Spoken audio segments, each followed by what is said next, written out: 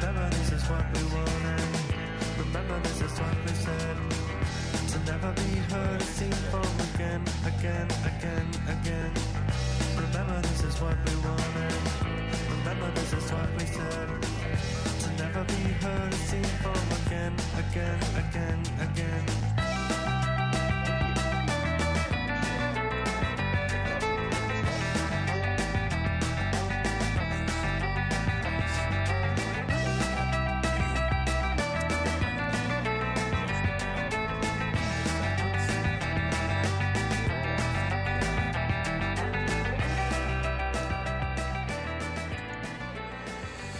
All right. Hello and welcome everyone to the Beer Temple Insiders Roundtable.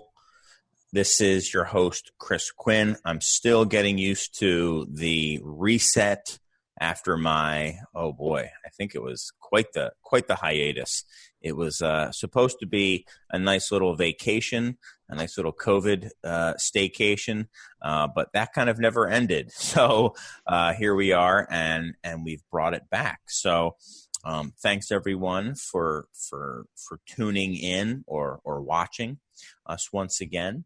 And thanks as always to Lumpen Radio. For those of you who are new to the show, this is, we've been doing the show for about, I think like 4 years now, maybe even more. And it's a little insight into, well, one of the things that I like most about being in the beer industry, and that is getting a group of people who are passionate about beer, who have made a beer a part of their livelihood, a part of their lives in one way or another, and talking about beer.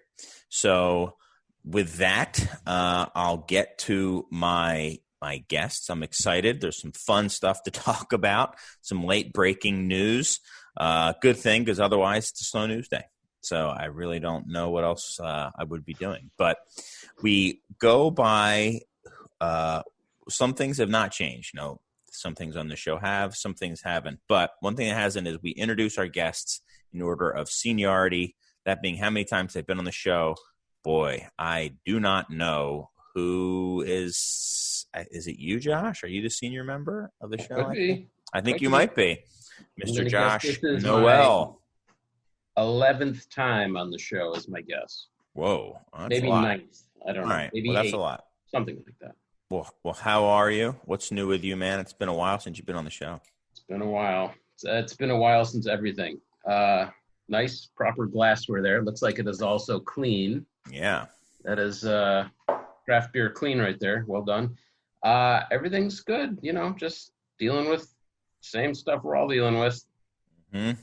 But we're dealing. So, yeah, it's good. Thanks for having me. It's nice to see you guys and look forward to doing this in person in 2023. Right. Yeah, exactly. Hopefully. Knock on wood. Don't jinx us. So my next guest is Mr. Chris Furnari. How are you? What's up, man? Thanks for coming on. You're still in your workout clothes. I was talking to you earlier today or texting with you, and you said, sorry, I got to go run. I've showered since. Actually, you know, I got to thank you because I discovered a new feature. I don't know if it's like the new iOS or something, you know, the new update. But you texted me while I was on my run, and I had Siri talking in my Beats headphones. And then she said, would you like to reply? And so I voice to texted you my email. Oh, and it worked. It worked. Yeah, it worked. So that was great. Yeah.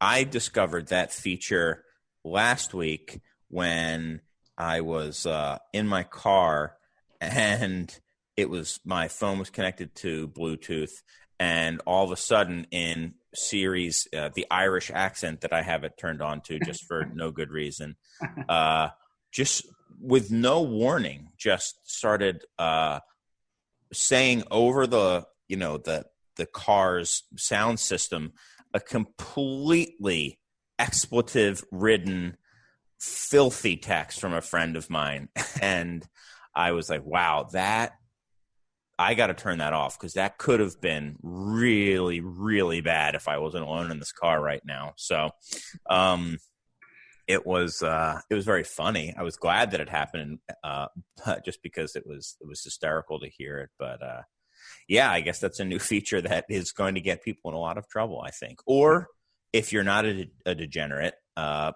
be useful. I had no idea that it existed or that I had it set up. So right, here we are.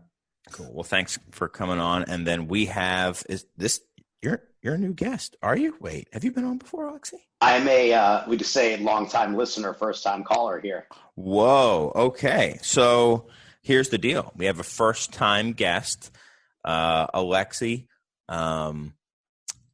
First-time guests introduce themselves. So tell everyone who you are, please. Yeah. My name is Alexi Front.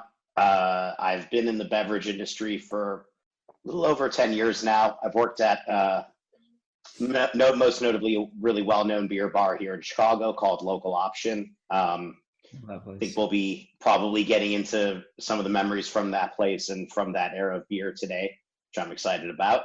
I also have a podcast called Heavy Hops, which, Chris, I was really stoked that you were able to join on for the short time of about 3.5 hours and 3 bathroom breaks. It was pretty awesome. And I've had people come and talk to me about that, and people outside the beer industry, people inside the beer industry. And yeah, I was like, wow, if I had known so many people were going to listen to it, I might have reined myself in. But for people who listen to this show and think I can kind of like just kind of not hold myself back, I really didn't hold myself back on Alexi's podcast. So if you ever want to know, all my deepest, darkest thoughts, and just how cynical I can be for how long, listen to Heavy Hops. It was episode 10. It was a lot of fun. Yeah. Jeez. Wow. So that's where we go for the straight dope.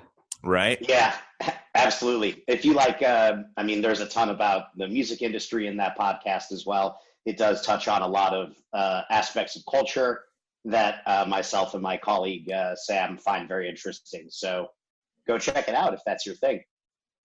Yes. Nice. Yes. Well, thanks for coming on. It's going to be, man, we've been talking about having you, like you and I have been talking about you being on this show for years, literally years. Yeah. I think from the onset of the podcast. So yeah. I'm really excited that we finally made it happen. And I'm really stoked for the agenda too. This is going to be a lot of fun. Awesome. So we'll get into it, with, an old classic, which is, what have you been drinking lately, or what are you excited to be drinking? You know what? I'll go first. I don't always, but there's 2 things. One that I'm drinking and I'm excited about because it's one of my favorite seasonal beers is Alpha Claus from Three Floyds, the original black IPA, the proto black IPA, kind of black IPAs before they existed. Super hopped up porter. I'm excited about that, and we'll get into it later. But I've got some Dree that I'm going to open up tonight as well, and I'm excited to be opening that too. So, nice. Yeah. Mm-hmm. Who's going to go next? I'll jump in there. I got a beer from Mast Landing called "This Beer Is Everything," and I bought it. I know what that's from a TV show. Well, see, I figured it was. I don't know what TV show it's from. It's called I Think You Should Leave. It's a Netflix show. Okay. Well, I loved the artwork, so that's pretty much exclusively why I bought it. For straight up theft, intellectual property theft.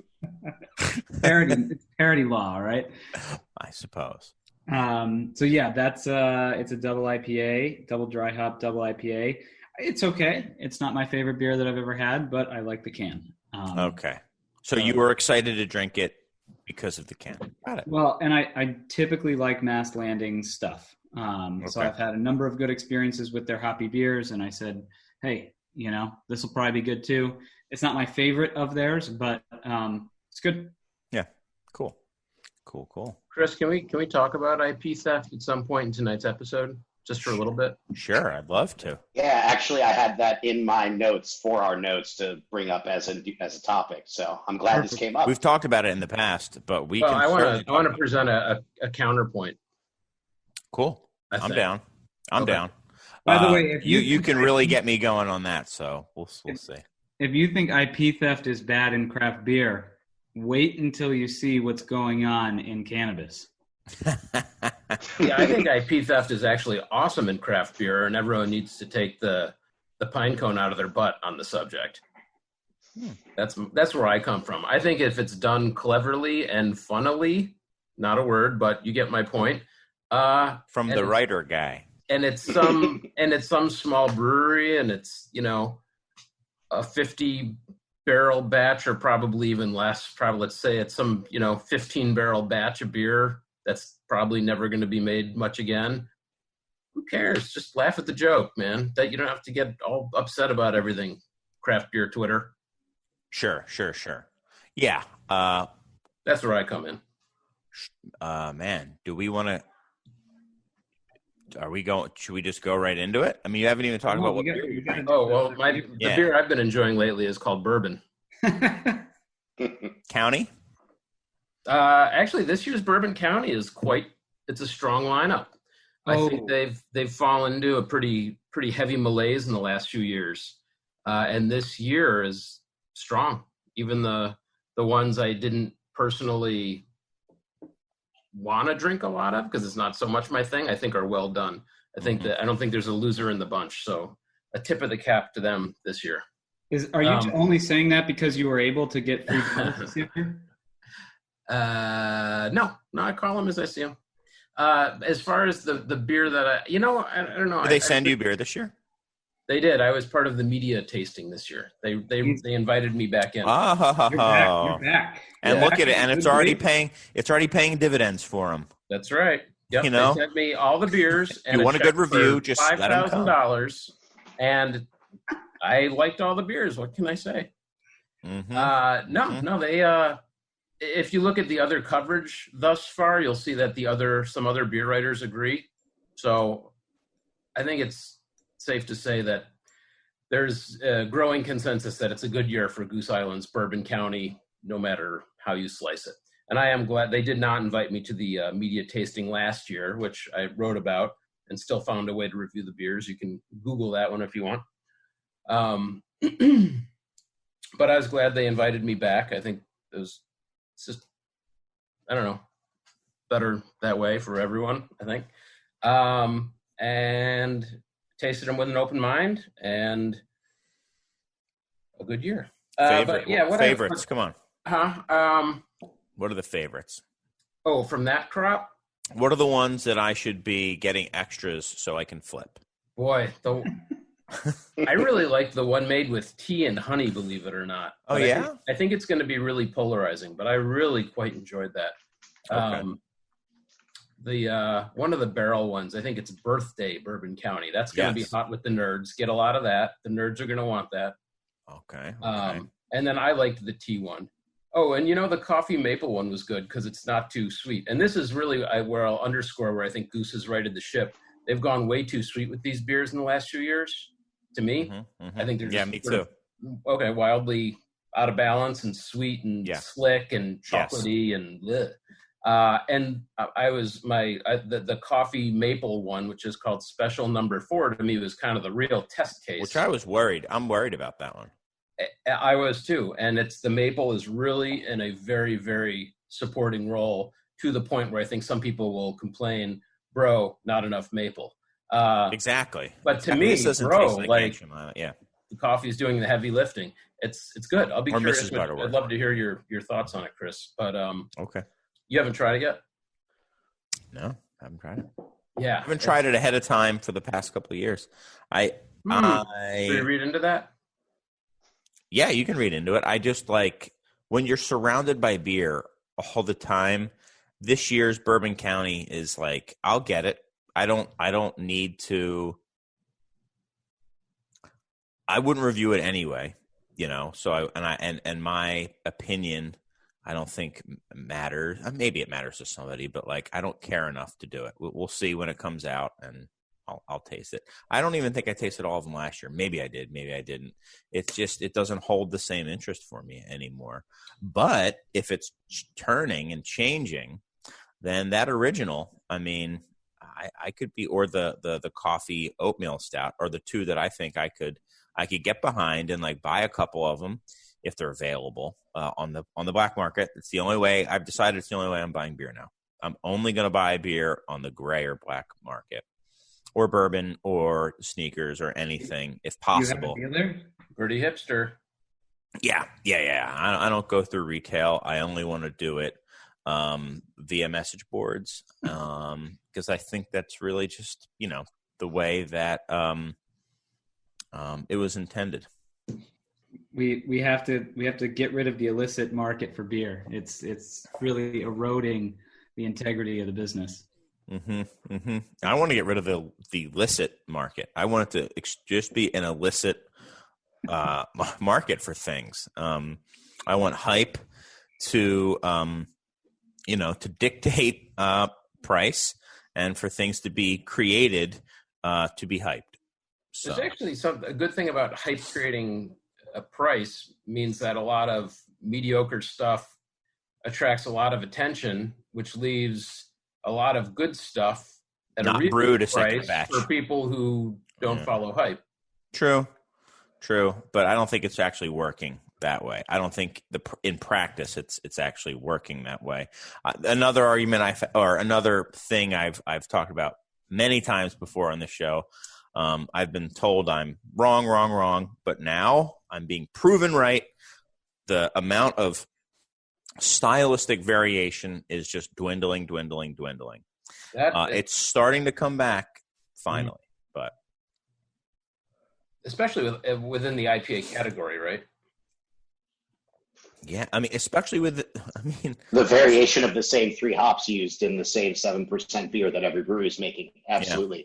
I mean, I had a beer on last week called Amalgamator. Is that what you're drinking now, Alexi? I am, yeah. I was actually going to give a little shout out to Beechwood. I actually first had their beers at the Shelton Brothers Festival in Portland that you were at as well, Chris. Yeah. And I really think that they're doing exceptional West Coast style IPAs. It's a testament to, sticking to your guns and specializing.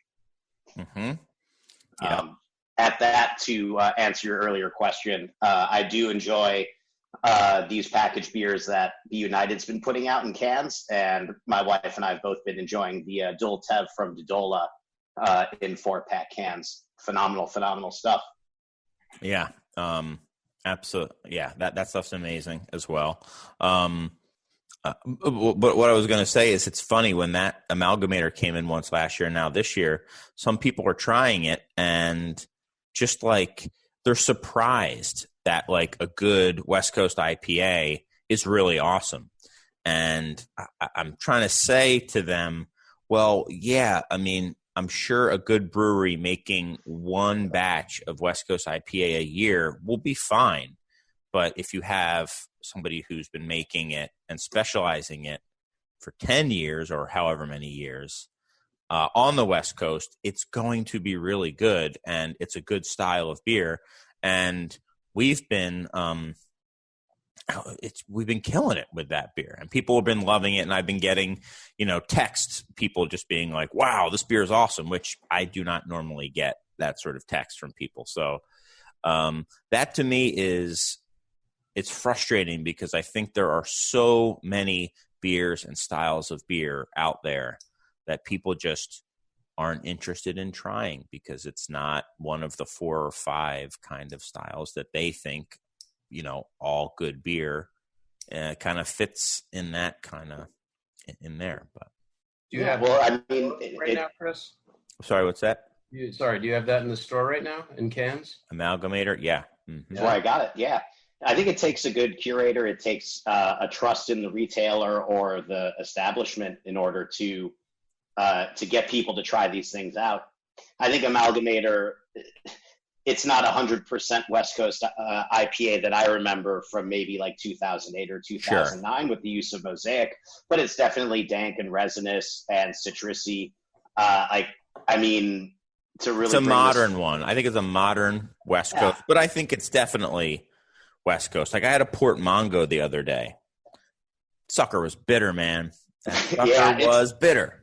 It's tough, but if people are driven by sensation, and if they want a wow factor in a similar way where they want those enamel ripping sours, maybe it is a good time for West Coast IPAs that have that bitterness and that dry quality that's actually going to lend a surprising amount of drinkability. And these beers are 7% instead of 9 or 10% too. So Chris, I said something about. Should we just go into IP theft? You said, no, we have to, but I didn't catch what you said. We were talking about Bourbon County, right? No, wait before that. I wanted to make sure that Alexi had a chance to talk about the beer that he was drinking. Oh, okay. Thank you. All right. Was that it, or was there another beer that you wanted to talk about, Alexi? I was going to kind of tag on to the barrel-aged stouts from local breweries tip and say that I really enjoyed the Heath's Tar from this year as well, which I didn't need to be on a media mail to get, and you could get at the brewery and at your store too. And I thought that it was really good. I mean, I had a conversation with Marty, who oversees the barrel program, a couple of weeks ago. He said he was pretty stoked about the barrel stock that he had access to this year. And he's an honest guy. I would never think of him in any other way. I thought it was phenomenal too. It was really beautiful, like marshmallow, chocolate, luscious character that, better part of 15% being totally hidden. And like pretty accessible too. Like the heat was pretty well hidden. I thought the maple variation was really good, and I'm looking forward to the coffee variation too. That's cool. They're pretty consistently killing it right now. They're really that barrel program at that brewery has really become a special thing in our backyard to have. Totally. And absolutely. Really after them. Josh, what do you think? Like, if I would say in a lot of people of our age, and Alexi too, and maybe you, Chris, who've been drinking a lot of Bourbon County for a lot of years, like what would you put as like the golden years of Bourbon County, of not of the series, but of just like the actual stout, the base stout? I would say the base stout has actually stayed relatively consistent. I think they have run into more trouble when they've tried to get cute and do berries and cocoa nibs and fill in the blank, whatever. Okay. I don't think there's been a year where the base stout has been a complete zero by any stretch. Not a complete zero, but do you think it's been it's skewed sweeter, if that's what you're saying? No, I'm not saying one way or another. I think that's always retained enough identifiable barrel character and bourbon character to. I think it's held its own pretty much. Oh, I think so. Yeah. I think the variants are where they've really gotten into trouble. When you talked about the golden era, though, that's an interesting question because I immediately thought to sort of the whole Bourbon County experience. Okay. Well, then how about for you? Well, what's the golden era?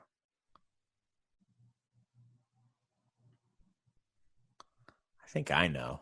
I think I have an answer. My window isn't tiny. It's, sort of like 08, 09 to probably 12, 13, somewhere in there. Yeah, I was going to say probably 9 to 11 or 12. What year did Rare come out? 11, I want to say. Or was it 10? No, that was 10. 10. Yeah, I'd say 9 to 11 if I had to really narrow it down. Mm-hmm. Was pretty amazing. Pretty amazing all 3 years. Legitimately excited. They all came out and all of them were like, all right, I've never had a stout like that before, and it's also good. like really good, which is pretty cool. Like they really created something there that was pretty exciting, you know. Yeah. And How long have they been doing the Black Friday release? I feel like that was 2010, I think, right? Yeah, this is the 10th anniversary. So I think it's this year they have Anniversary Bourbon County Stout, and it's a nod to the 10th anniversary of Black Friday. Of Black Friday. Yeah. And they sort of took that idea, as was explained to me, from Dark Lord Day. Because it's like Floyd's had this brilliant idea to turn a beer release into a big party. And Greg Hall at Goose Island was like, well, we should do that. And they did. And now everyone does it. But it really became sort of a thing a few years later, I feel like, where they expanded production, and then they, got all the retailers on board with, releasing it at a certain time that morning. Because it kind of used to just be a Binny's thing. Then it got, more widespread around like 2013 or so, if I'm remembering correctly. Well, yeah, about the growing and growing. Definitely about the time that that people began to line up for beer releases, and I think that it all just kind of perpetuated itself in a lot of ways. I think that the 8, 9, that era was phenomenal as well. Those beers aged phenomenally too over a really long time in the ways that 12 aged well, but 13, 14, 15 not as much. And I would give them a lot of credit to that. I think that some of the 13, 14 actually drank a little bit better out the gate, but didn't age as well, whereas 8, 9, 10, 11 aged exceptionally well. Actually, 8 was the first Bourbon County, first barrel-aged beer I ever drank. I thought it was super gross, and then I rediscovered those beers in the back of my fridge several years later, and I was really, really happy that they had been perfectly preserved there. I do think that Black Friday definitely played a part in building line culture, but I think that was accentuated by other facets of our consumer culture. Yeah, I mean, people are just wanting all that stuff, going online, hyping up things on forums, stuff like that. So are you talking even more broadly, Alexi? You're talking like Apple products and stuff like that in terms of like feeding into the Bourbon County mania? I think that once beer got to a certain point where its consumption was widespread enough, it became susceptible to trends that were occurring in more, I could call them general public consumer spheres. So lining up for Apple products, I mean, that happened. That's been going on for longer than Bourbon County. But I would say once craft beer became something that was more generally drank, then people applied those consumer habits to craft beer. I'll buy that. Yeah, I'll buy that. I will buy that too. Why don't we transition? I'm going to get another glass real quick, or another beer, and then we'll transition it into the next story. So just like maybe a minute or so. I'll be right back. Wait. Yep. I'm going to check the news and see if there's a new president yet. Hey, Josh, I was going to ask you, how was that wheat wine? I was really curious about that. The one with the apple flavor in it? Yeah, apple caramel. It sounds like it could be really great or a hot mess. I'm curious as to what your thoughts were. I thought it was well done. Not something I'd drink a ton of. I went in with pretty low expectations. I sort of assumed it would be a hot mess, but they really sort of, was probably the most impressive thing about it was that the apple flavor and aroma was really pretty authentic. It for a pretty kind of silly gimmick, they executed it pretty thoughtfully, I thought. And again, it's fairly balanced, not too sweet. I thought they pulled it off for what they're going for. Yeah, that's awesome, because apple isn't necessarily a flavor that I'm looking for in that particular style of beer, and sometimes in higher alcohol beers, it's an unwanted flavor. But it's awesome that it came across in a genuine way. I was always a little bit fearful that steering away from barley wine in general wasn't really the best choice, because I think they hit some home runs with barrel-aged barley wine, but they have to change things up, I guess, in some way. The whole line has changed and has gotten more expensive over the last 5 years. And they seem to think that's. Finish your sentence, and then we'll start it up officially. I was just going to say, I asked him at one point. I was during the tasting because it was a Zoom thing. I was like, "You guys have gone all over the map now. What's like over the last couple of years, like turning coffee into coffee barley wine, and then coffee maple, and wheat wine with apple. Like, and they're like, that's what we need to be doing. That's what people want, and we don't want to be stodgy in any sense of the word. They're trying to be sort of progressive and cutting edge. And I think there's obviously a fine line between being sort of forward-looking and being and being reactive as well too, right? But so they're sort of walking this fine line, but they pulled it off this year. Yeah, it's like not being reactive, not being a caricature. It's. You want to be a leader, an innovative leader. It is tough. Mm-hmm. It is tough, especially when your consumer is also kind of changing as well. Like how they came into beer. Like the people lining up for Bourbon County now are probably not the people who were lining up for it before. They got into craft beer from a very different place. They have a very different experience with barrel-aged beers. They have a very different experience with adjuncted barrel-aged beers and multiple adjuncted barrel-aged beers. And, it is funny because, Southern Tier has been making those beers for a long time. I mean, they were kind of like the OG pastry stout place, and it was available, and there were always people who loved it. I mean, there would be people who would like, oh, I love the mocha or the chocolate or whatever, but it was kind of like a novelty thing. It wasn't really ever considered to be something to be, I don't know. It just wasn't considered like in the upper echelon of kind of, I don't know how to put it.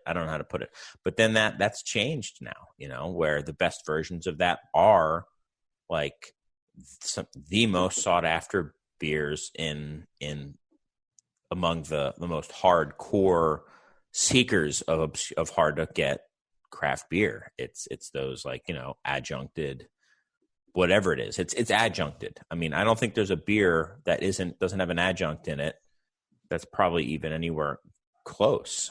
Like because now you have your like, we'll come back. Are we recording for the show or no? Right now we're recording. Yeah, I'm not going to turn it off the whole time. Oh, is this going to go in the show right now? What we're talking about? Why? Are you going to say something you don't want on the show? I mean, we can take.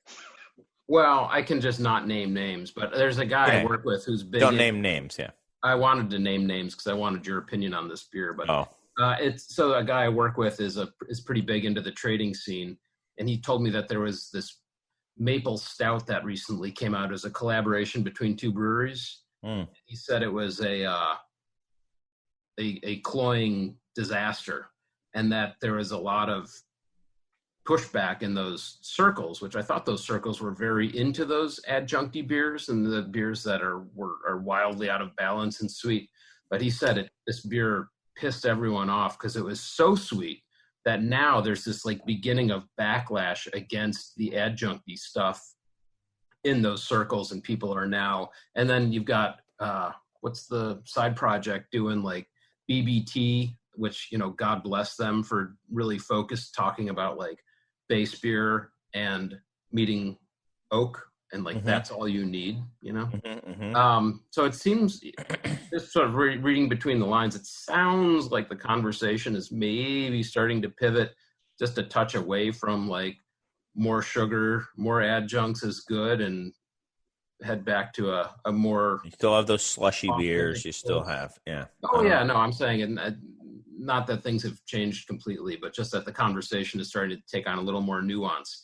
And he said that at least in Chicago, this maple beer was a real turning point for a lot of people and made them just say enough is enough. Yeah. I haven't had it, so I don't know. But, yeah, we'll see. And you can tell me when we're not officially not on the record, you can tell me who the breweries were so we can all just talk. All right. We're going to do IP and how much you love IP theft, Josh, or do you want to go and talk about some of the other news that came? We can do that. I'm curious to hear what Alexi has to say because he was pretty fired up about it. Let's do it. Yeah, my bottom line is I just think a lot of it is funny. And I mean, if you're really injuring someone's livelihood, then that's a problem. But, you know, if some little 3,000 barrel a year craft brewery has a little fun with the Heinz 57 ketchup label, who cares? I mean, just relax, everybody. And part of the thing that really is so strange to me is that beer Twitter, which, you know, all Twitter is just increasingly garbage land, but beer Twitter seems to just get so enraged about this IP stuff when, again, I think 95% of it is just a little, you know, it's worth a chuckle and everyone can move on. Sure. I mean, I'm not, I have to be honest that I'm not really one that spends a lot of time on Twitter. I do follow some blogs and I do know about enough about what's going on out there to know that there are people that are either using candy bars in beer and opting the branding and putting it on a can or mustard and, you know, directly evoking likeness isn't really a new thing necessarily. It's something that has been used for marketing, and it's not really something that's exclusive to beer either.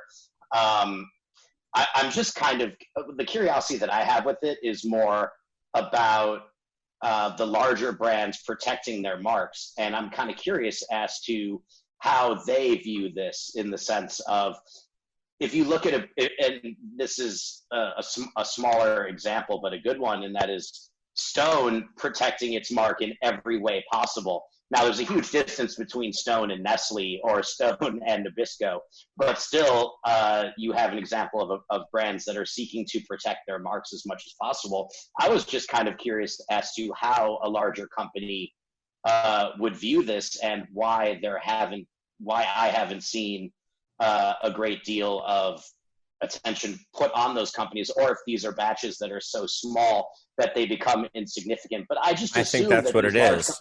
But these large companies have to have lawyers that are trolling the internet incessantly for any possible point of litigation. And what happens to that small brewery if they make that beer and actually it goes pretty crazy and they realize that they've created a monster? Well, I think there's a few things. I think, and you know, I'm far from an attorney, but my guess would be these are known that they're going to be kind of like a one-off batch thing, because that's also part of the culture now. These are like one and done things. They're going to be a small batch. By the time they get a C&D, it'll probably say immediately stop selling this product. By the time that letter has written, this tiny batch, because these are hype breweries, it's gone. The beer is already gone. It's already sold. And then so the attorneys then could say, okay, well, now you have to, like, are they going to start, okay, it's over and done with. It's all sold. Sorry, we're never going to sell it again. We don't have any more. And I guess the attorney they could really start going after it. Like, I've heard Disney will do things like, well, okay, now we're going to you account for all the money that you made for this, and you know, we want, you know, and sue them essentially. But the amount of money that costs for most companies isn't worth it. It's just like, don't do it. Now you have a C&D from us. If we do it to you again, you know, then we're going to go for it. And I think the little breweries know this, and it's now part of their understanding of how it works. It's, you do it and you sell it so fast that it's already done before. I mean, they've gamed it. I think they've gamed it how that can be done. For what you were saying, Josh, you know, making fun of the Heinz 57 thing. Well, let me jump in real quick and say, C&D is almost a badge of honor at this point, because then they can throw it up there on Instagram and it almost becomes part of the story. Right. Oh, yeah. I would be surprised if there aren't some breweries out there who are just like trying to get C&Ds for certain things. Is there a C&D brewing yet? Have we looked? I mean, there's several of them. They're just not called that. Right. But if you look at their marketing strategy, I mean, that to me is when it's like, when you're, man, it's like that. It what do they say? Like, intent is however manyths of the law. 9/8. Yeah. 9/8. Okay.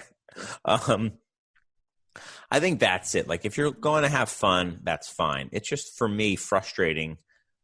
It's not frustrating. It's not the right word. It just strikes me as just so lame when you're selling beer based on just like nostalgia of like, oh, I used to like that Atari or Nintendo game, so I'll buy that beer, or stuff like that, where it's just like, even Furnari's that can could have legitimately been like, that is my favorite skit, I love it, I want to put that on there, and in a weird way, I'm cool with it.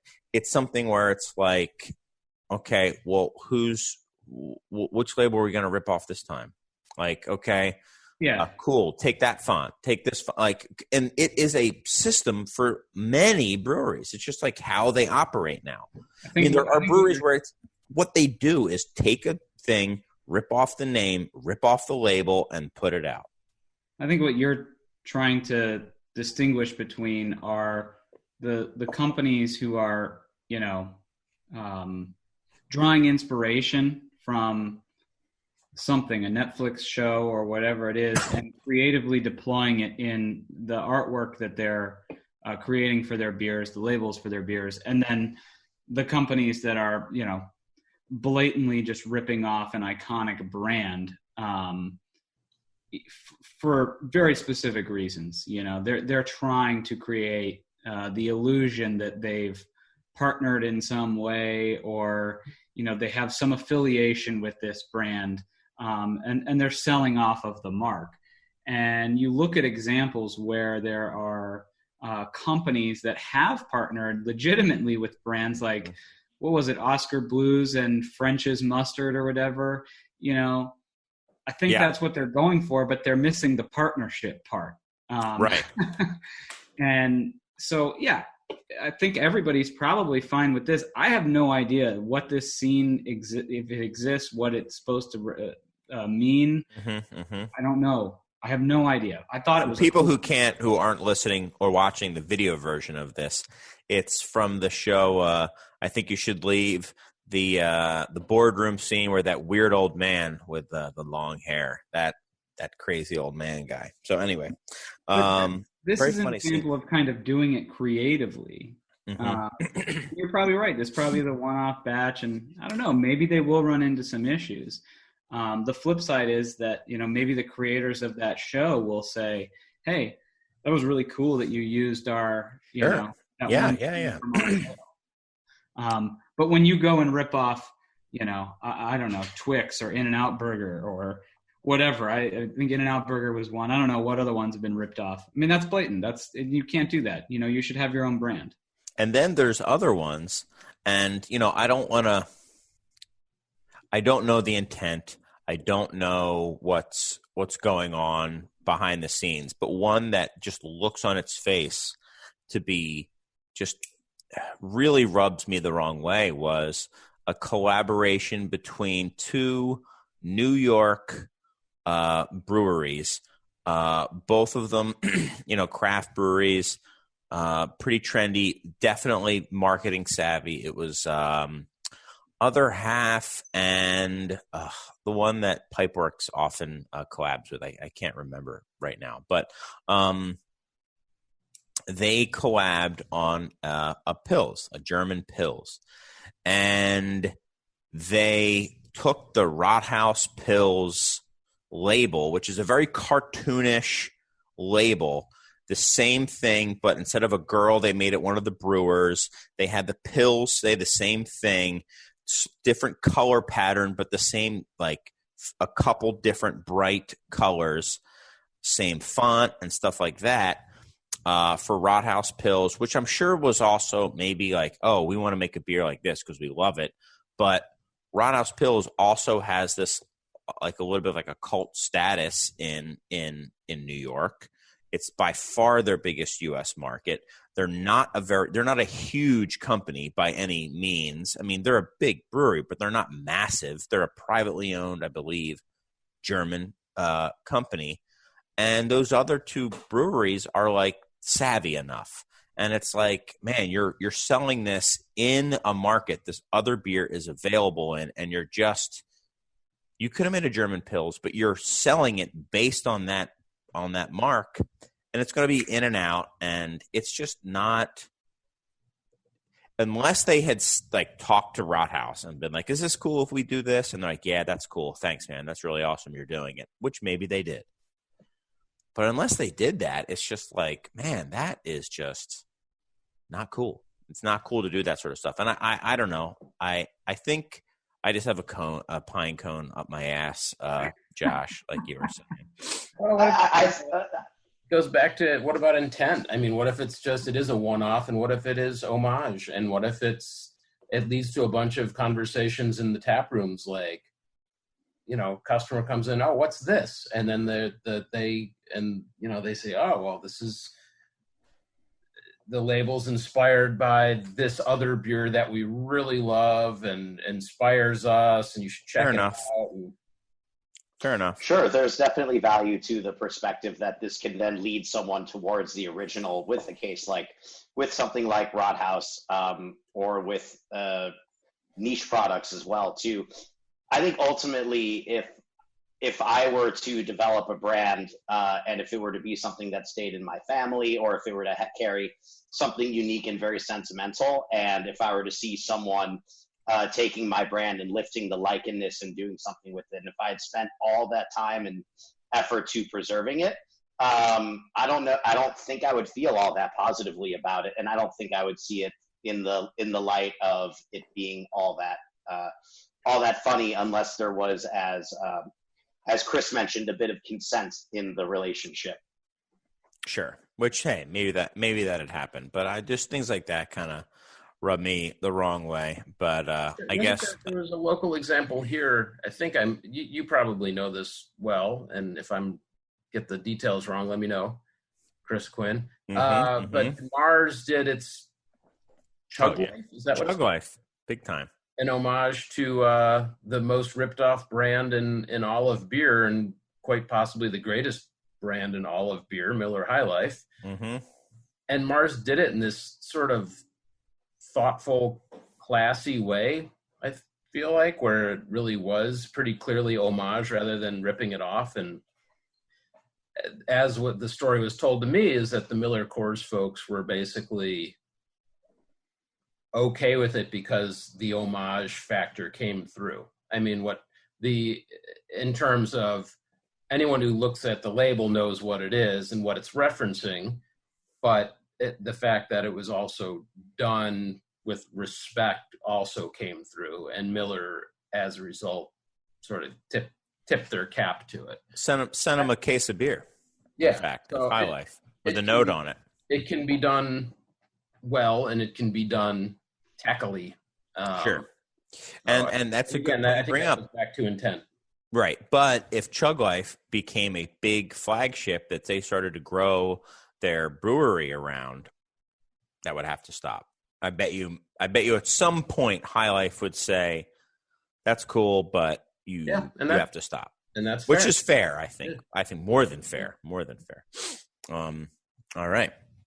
Well, let's move on. Let's talk about some sad news that came out today, for me anyway, in the beer world, which is that Shelton Brothers was they're dissolved, and they're bankrupt and going to be liquidated, it sounds like. So something I had known about, maybe you had too, Alexi, for a little while, but it still sucks that it's official when you see it in writing and stuff like that. Yeah, man, it's rough. I think it was just incredibly important part of the growth of American craft beer. I think it's hard to really overstate its importance in getting craft beer to where it is right now, believe it or not. Especially for some of these biggest, like you were talking about side project. I think without Shelton, there may not be a side project. Do you want to explain for the listeners and viewers, Chris, a little bit of the backstory? Yeah. Sure, I will. I'm guessing if you're listening to this show, you probably already know, but Shelton Brothers is an importer of beer. So there's the 3-tier system, as we talk about here a lot. There's the supplier, the creator of the beer, which is the brewery. There's the wholesaler of the beer, which is the distributor. And then there is the retailer of the beer. Which is you. Yes, which is me.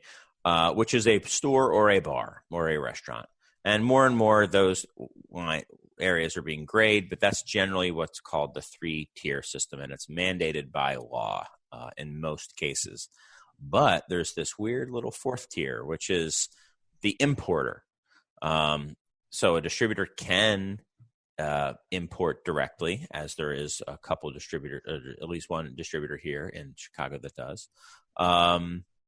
But often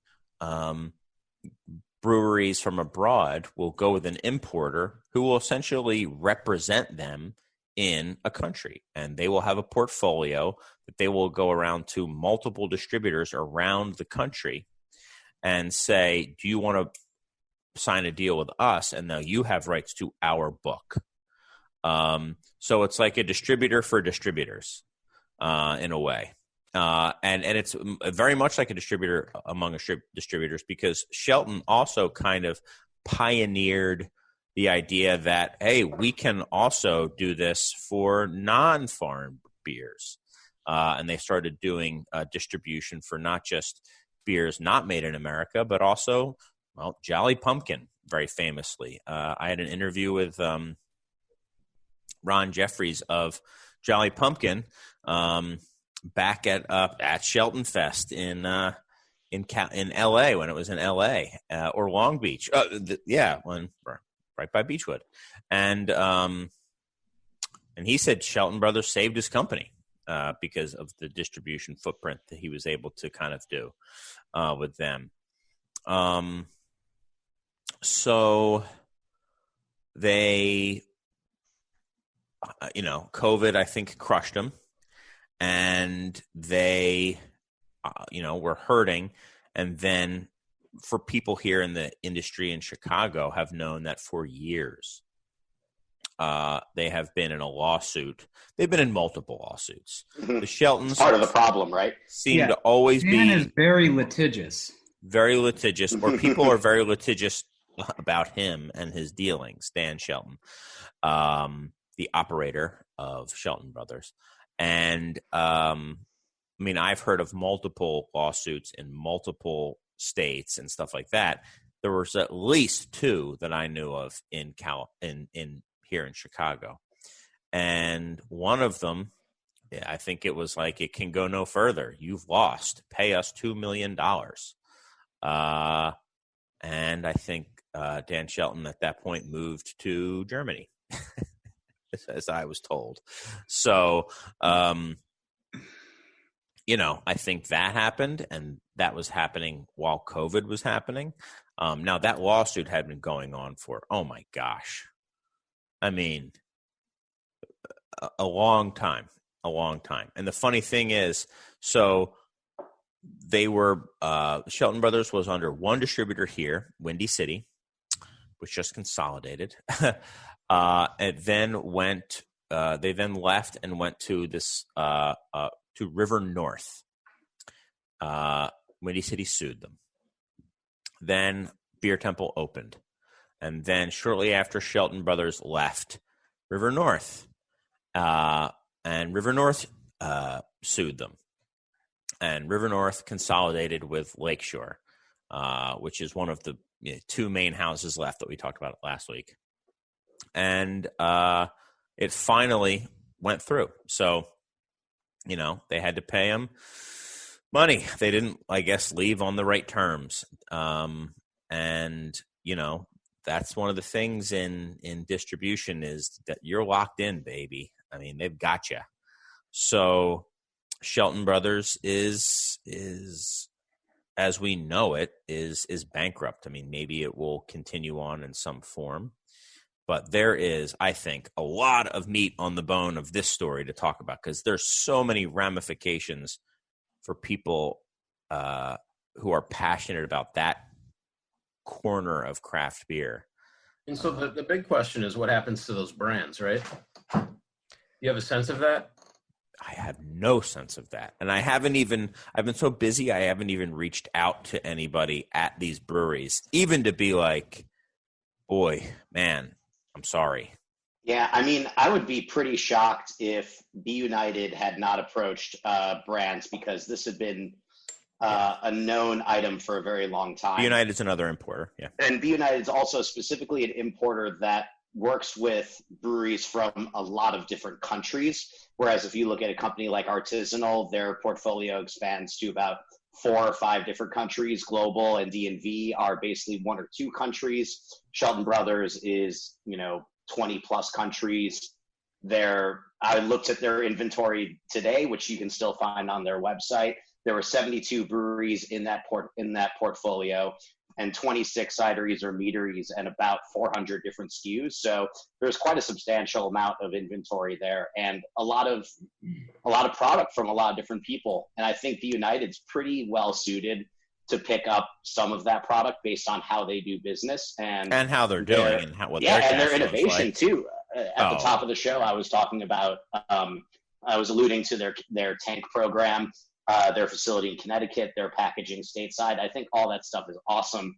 It's not right for every producer in the Shelton portfolio, but at the same time, we didn't think that would be right for a brewery like Dizzola at the same time. So it's it's exciting that there are importers out there that could bring some of this stuff over, but there's a ton of great beer that I'm afraid is just not going to come to this part of the world anymore and is going to probably lay waste in Massachusetts. And there's a lot of things that are really unfortunate about this, but the biggest is that Shelton Brothers and their brands really informed not just consumers, but the beers we drink today. There were so many brewers that went to Europe and tried those beers and then found them here, or found them in the US at a craft beer bar, or had their aha moment with one of those 72, or at a time it was more like 100 different breweries. And so I think that's one of the biggest things that we're losing is this wider perspective on beer and this immediate connection to culture too, that portfolio was so honed in on. Oh, absolutely. I have a question for both of you. Does the current consumer interested in that connection and interested in those beers right now? I think we're at kind of a nadir of the interest of that, but it's not gone, and I think it will come back. I'm because the people who are into that stuff are very passionate about it.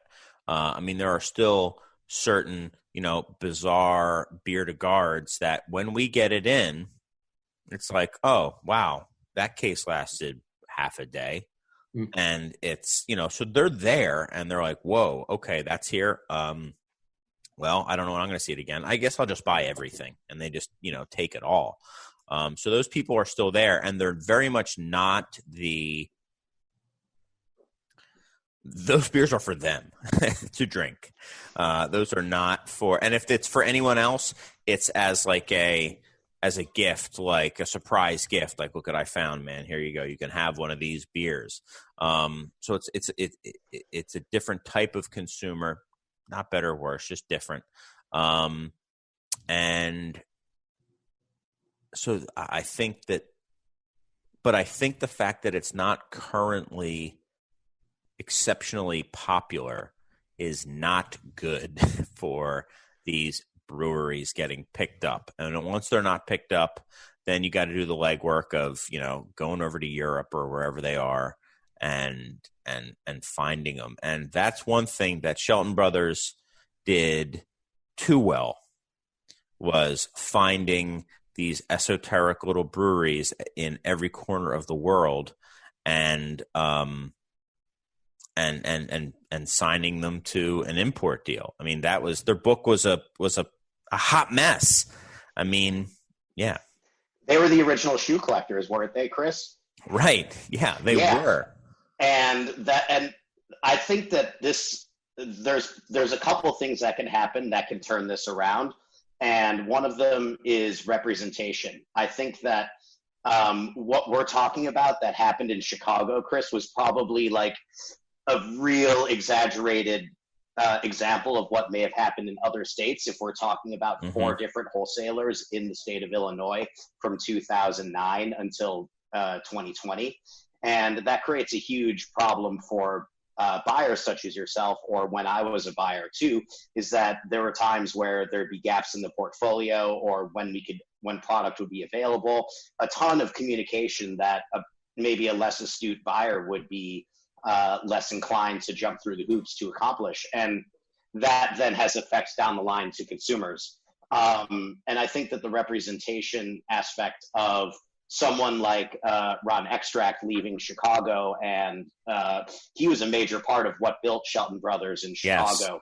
Now at Garden Path, yeah.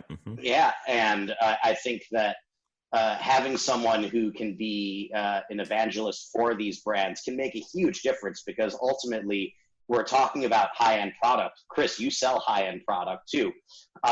You know, a $12.99 4-pack is a high-end product. Just in the same way that a $7.50 of beer is a high-end product too. Yeah. So I think that the representation, if there isn't a company like Shelton Brothers, maybe the representation falls on the breweries, the Dovetails, the Metropolitans, the breweries that are taking some of these examples of the styles that these Shelton producers had executed so well, and had, you know, Dovetail and Metropolitan creating their examples of these styles. Now things turn again, where those breweries can have a platform to talk about these other breweries that they were inspired by, and to do some of that legwork. It also takes having an Omnipolo in your portfolio, which is what 12% has.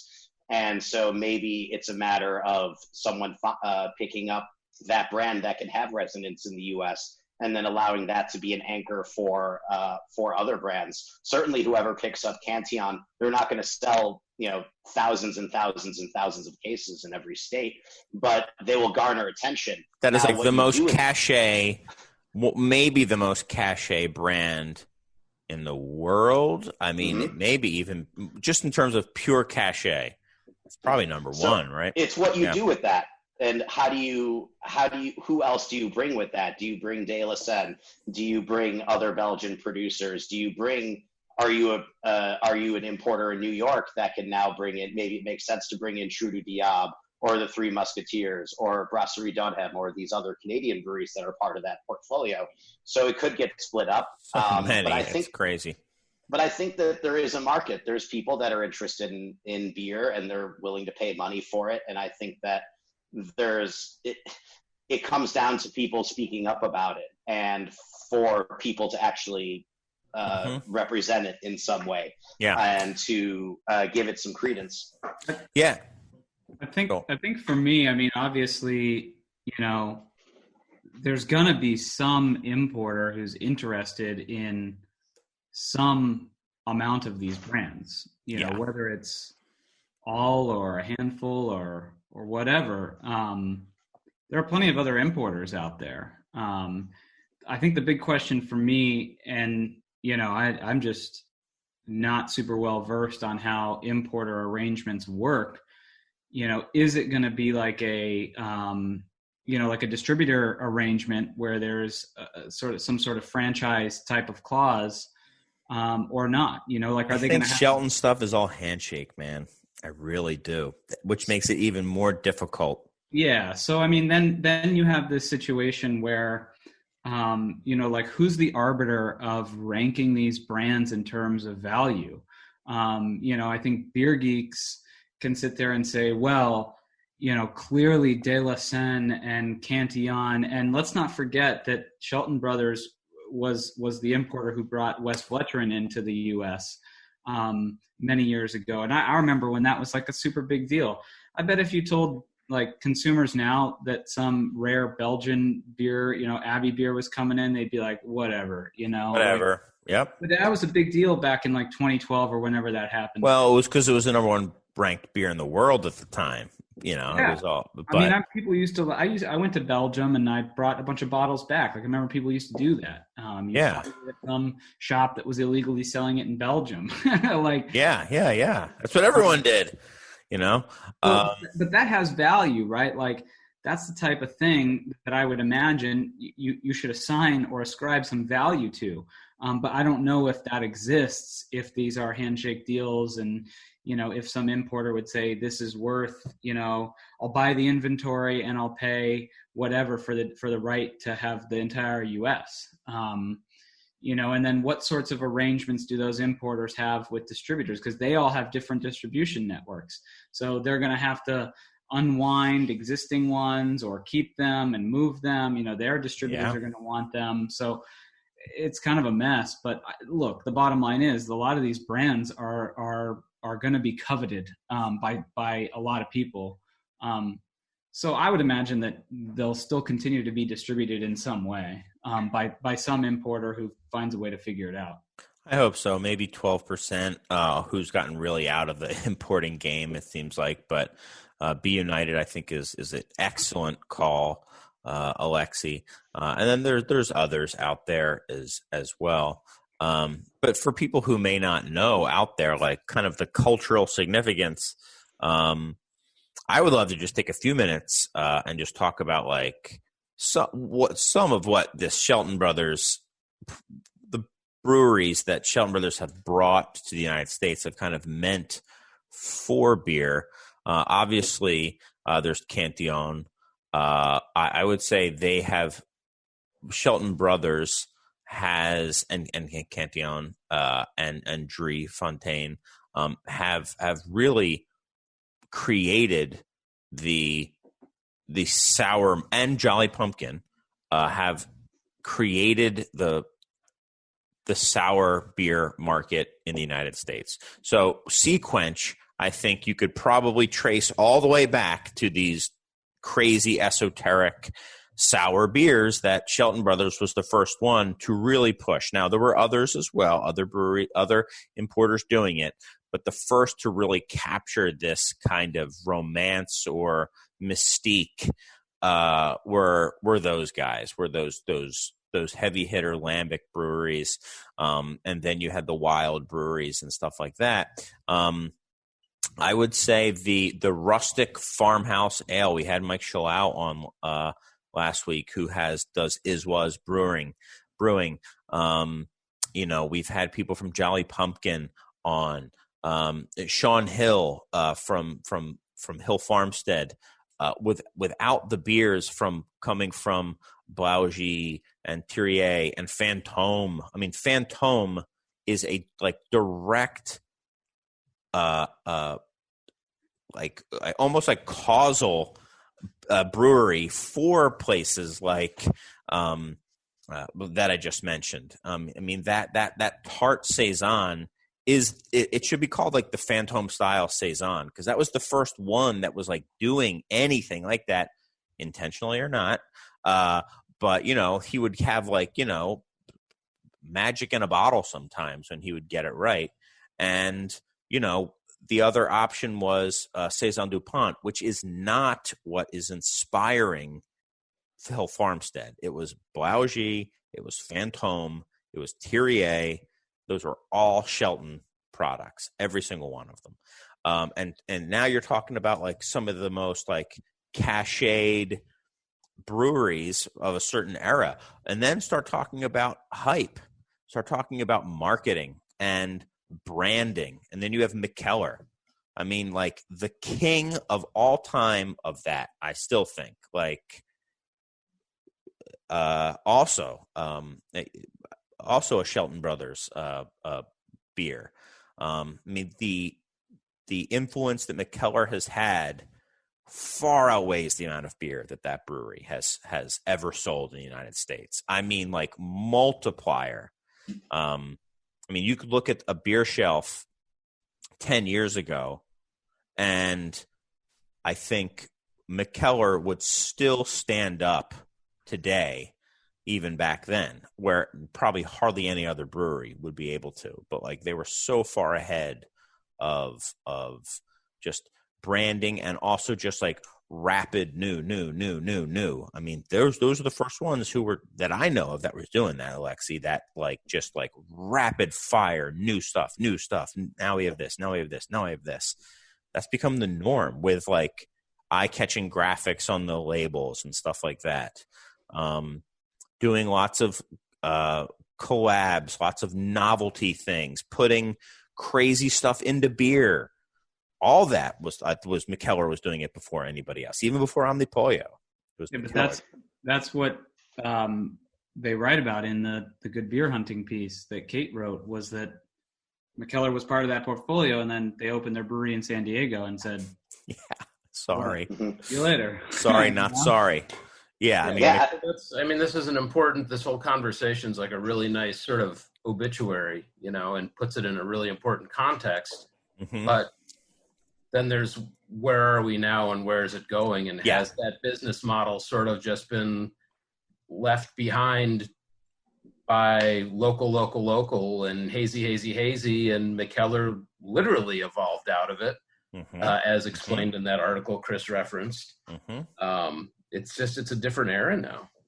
It is. I would point to a brand called Brewski that's a part of Shelton's portfolio that began to produce beer in the U.S. And I do think that there were breweries that were a part of what we could call like third wave producers that are a part of Shelton's portfolio that make up about a quarter of their portfolio, and some of those actually could have done some decent volume if they had developed relationships in the U.S. and began to produce there in the way that Omnipollo or Evil Twin have been able to do. I think that's one of the things that 12% has done really well, is that they've shifted their model quite a bit from being the importer that brings in Jever Hopke or Hoftendor Mall or Amelis, and now they are the brand that houses Omnipollo and Evil Twin and a number of domestic producers. And I think that Shelton's producers were on the way with that, but Shelton merely provided the framework. They weren't actually involved in doing as much of the heavy lifting because they were so focused on the 50 state web of distribution and lawsuits and things like that. Whereas 12% has played it totally differently, and they've been really successful. And I'd argue that their brands, though some of them are a little bit more Americanized in some way, those brands do carry European flair. They aren't farmhouse producers, but they do offer some taste of that. And so I think that not all is lost here necessarily. I think that there could be avenues for someone like Brewski to continue to produce in the U.S. and sell through a wholesale network, which we've seen their products here in Chicago. They are a brand with cachet. I think that, I really can't underemphasize enough the fact that these beers have, in a way, influenced brewers that are now making these beers that we're talking about, that are shoe collector beers. But like Terrace Boulder, even. Sorry. Yeah, but I kind of wonder if we were to poll these brewers and actually ask them if they liked and this is maybe shifting the conversation a bit, but if we were to ask them if they liked what they were making, and if we told them to make what they wanted to make, then maybe we'd be looking at something a little bit different. So I think that there's still value to the portfolio. I think there's a ton of value to the experience. I don't think it's necessarily, there's nostalgia that's a part of it for those of us that were there in the moment for it. But I think that there's ways to continue to bring these flavors of great importance and to allow people to continue to experience them. Man, that is a very interesting hypothetical to debate how many breweries are making the beer they want to brew, because that was the whole thing, Josh, that like American craft beer was like built around. Like that wasn't that like literally like founders like motto or one of them anyway for a while. It's like we brew for us, right? Brewed for us, right? And it's and it's funny, like so many of those breweries that I've mentioned, like with the big cachet, you know, you have your Jester King and your side projects and your Hill Farmsteads. Were brewing the beers that they wanted and that they loved. I know at least one brewery that I won't name, although I don't know if they would care if I named. That's, you know, a friend of the show and wanted to brew those beers, but has really not been able to brew them at all because what sells is, you know, what sells is what sells. This is not who I'm talking about, but I would say Jerry Nelson to some degree. I think that's who I thought you were talking about. I'm not talking about Jerry Nelson, but I will add Jerry Nelson to that as well. That big loudmouth. You know, I think he's got an appreciation for what he brews. But I was out there last weekend having, again, some of the best barbecue. Josh, if you have not been out to Junanay even to get the barbecue, it is unbelievable. It's like smoke level. All right, anyway. Is it as good as Brooklyn barbecue, though? I don't know. Probably not, because it's from Brooklyn. And because Brooklyn barbecue is taking the world by storm. All right, I'm sure if it's from Brooklyn, then it's obviously the best. Sure. How's the so Jerry's a little lukewarm on those pastry stouts and. No, I mean I think he appreciates the unique skills that it takes to make them better and this and that. So I think he likes them from that way. But when I saw it, what he was interested for me to try was, like a Belgian pale that he had made with dry hop, which was, by the way, exceptionally awesome and really, really great. I mean, his triple is awesome. I mean, those are the beers that speak to him. And he's continued to make them, which is cool. But I think, Alexi, you make a great point. I mean, is part of the soul kind of leaving maybe craft beer a little bit the fact that these people who are making these beers, I almost said stouts, is it not really their passion? Is anyone's passion really a double slushy IPA? I visited 450, by the way. Can you afford passion in the land of 8,200 breweries? There you go. I mean, that's an excellent question. I think it's probably a luxury that only a few can afford. Right. Well, why did they start? Because brewing is fun. Beer is cool. Well, I assume people start because they want to do something that they enjoy, right? Yeah, it's interesting. I mean, the breweries Penrose is a great example. They started 7-8 years ago now, and they were like Jerry. They were going to make Belgian styles, faithful Belgian recreations in Chicago, and they just won a GABF medal for their hazy pale ale. I mean, like both those breweries had to pivot in a major way toward contemporary tastes. And went somewhere very different from where they started. But I don't think anyone today is. I mean, starting a brewery today to focus on Saison or focus on, other classic Belgian styles is. I mean, that was maybe a rational business plan 7-8 years ago. It's not now, and I think everyone knows that. Yeah. I was talking to a brewery owner. Couldn't you just make the argument that they were passionate about brewing in general? The styles were sort of secondary. I mean, yeah, they liked, maybe they had a preference, but I think, I don't know, at least like going back to my home brewing days with my friends, decade plus ago, it was like, oh, we're going to brew this weekend. What are we brewing? And like, it didn't really matter what we were brewing. We were just excited to brew together. So I would imagine that most brewers started from that place, and they still get excited when they make something that tastes really great and that a certain percentage of the public is going to enjoy. Mm-hmm. I definitely get that vibe from like places like Maplewood, who are just like, they enjoy what they're doing. They enjoy that people like what they're doing. They like the innovation. They like all that stuff. I definitely get that vibe from them. It's funny you were saying what you were feeling when you were a home brewer.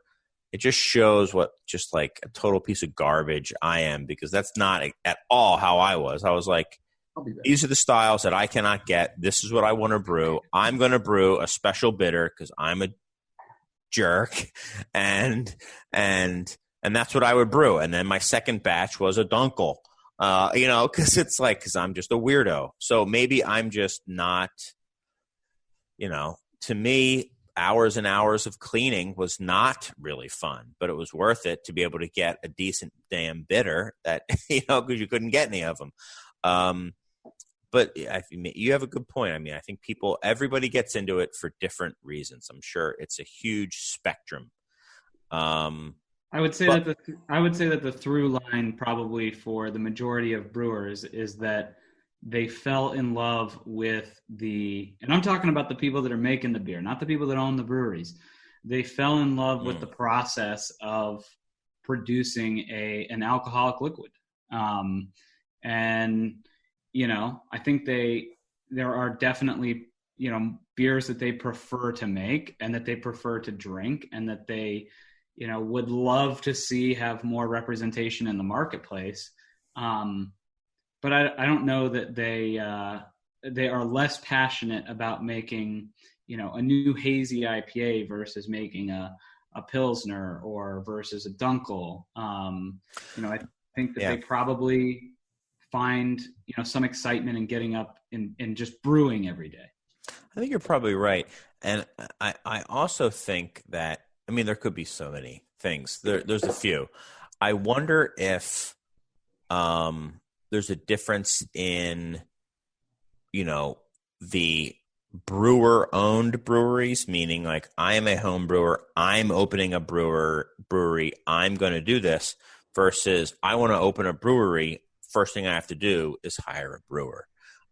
So there's plenty of both of those. I wonder if that has anything to do with it. I will say I was with it talking fairly recently with the owner of a very well respected, very crafty brewery, who said to me in pretty much no uncertain terms, if I knew this is what the market was going to be like, and this was the pressure to brew these types of beers, I wouldn't have started the brewery. I mean, it's just like, if this is what it takes to be around, I wish I hadn't done it. But there's no choice, because I have debt, I have loans, I have employees who have families, I have, but like, he still, I gave something away. But like, he still had passion for certain types of beer that he continued to brew and stuff like that. But just to watch the beers that he was passionate about, this is not a Chicago brewery, by the way,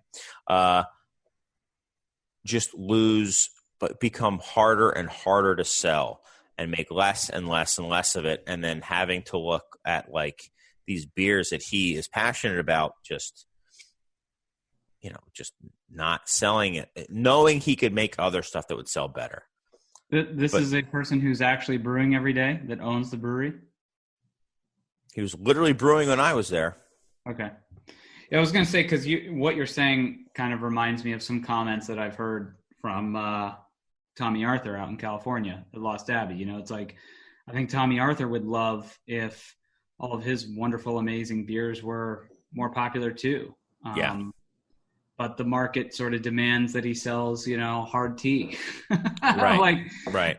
That's just sort of the reality. And I think he's, he's probably given into that. And maybe he's not as excited about it. But I think if you were to ask Tommy, you know, do you still love brewing and would you start a brewery? If you knew that this was going to be the market, I think he would probably say yes. Like, that's still what I would want to do with my life is, you know, be in beer, be a brewer, be a part of this. I don't know. That's just my take.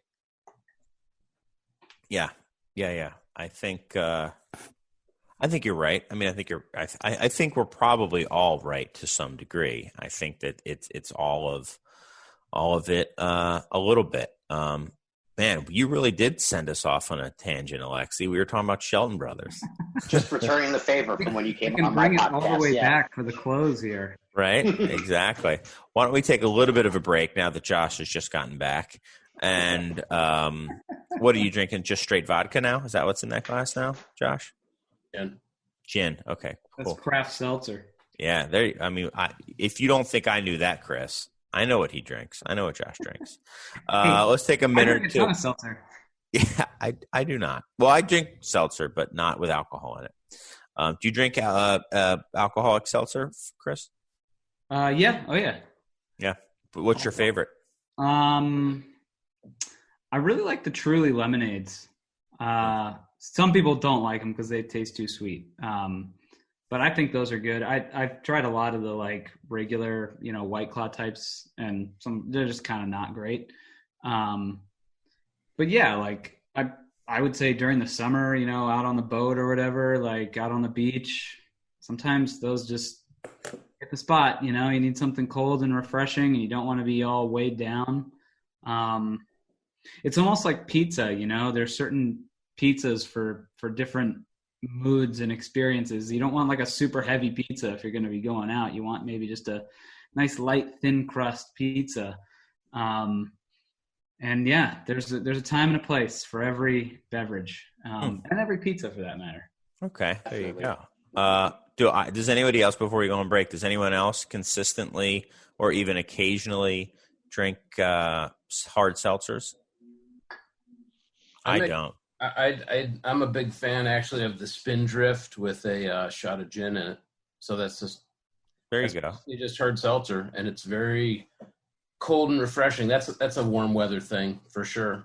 Spindrift definitely changed my life, and life. That with a shot of gin, you can drop it in any flavor basically. Put it over ice, and it's going to be delicious and probably better than pretty much any hard seltzer you can buy off shelf. Okay.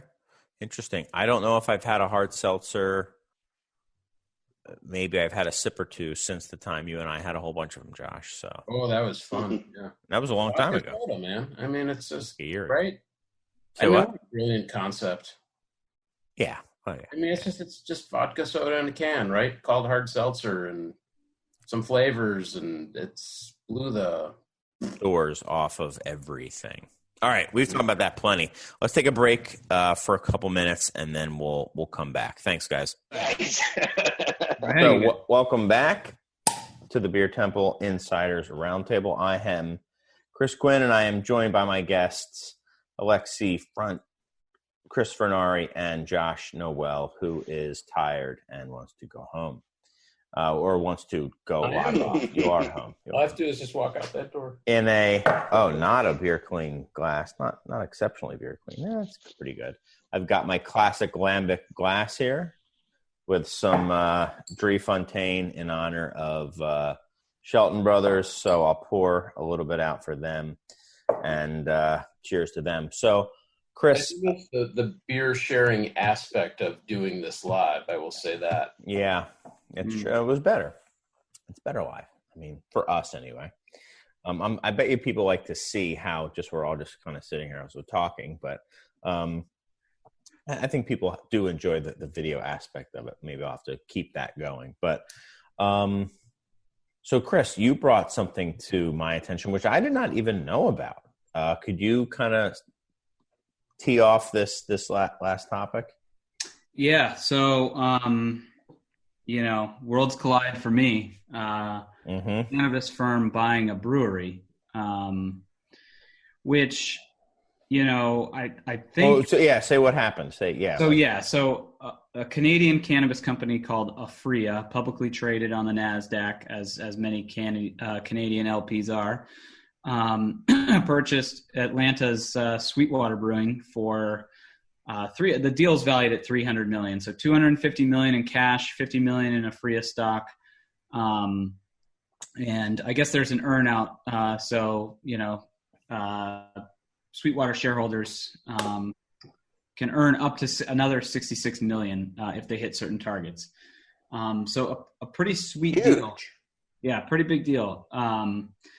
And, it's funny, like in cannabis, it's not that big of a deal from where I'm sitting. I mean, it is noteworthy. But I don't sense the same, sort of Twitter eruption that you would get in the beer world when something like this happens. And in fact, the outlets that I've seen cover it are like, oh, wow, this is interesting because a cannabis company is buying a beer company. And what we've seen to date are beer companies investing in cannabis companies. So this is flipping the model on its head.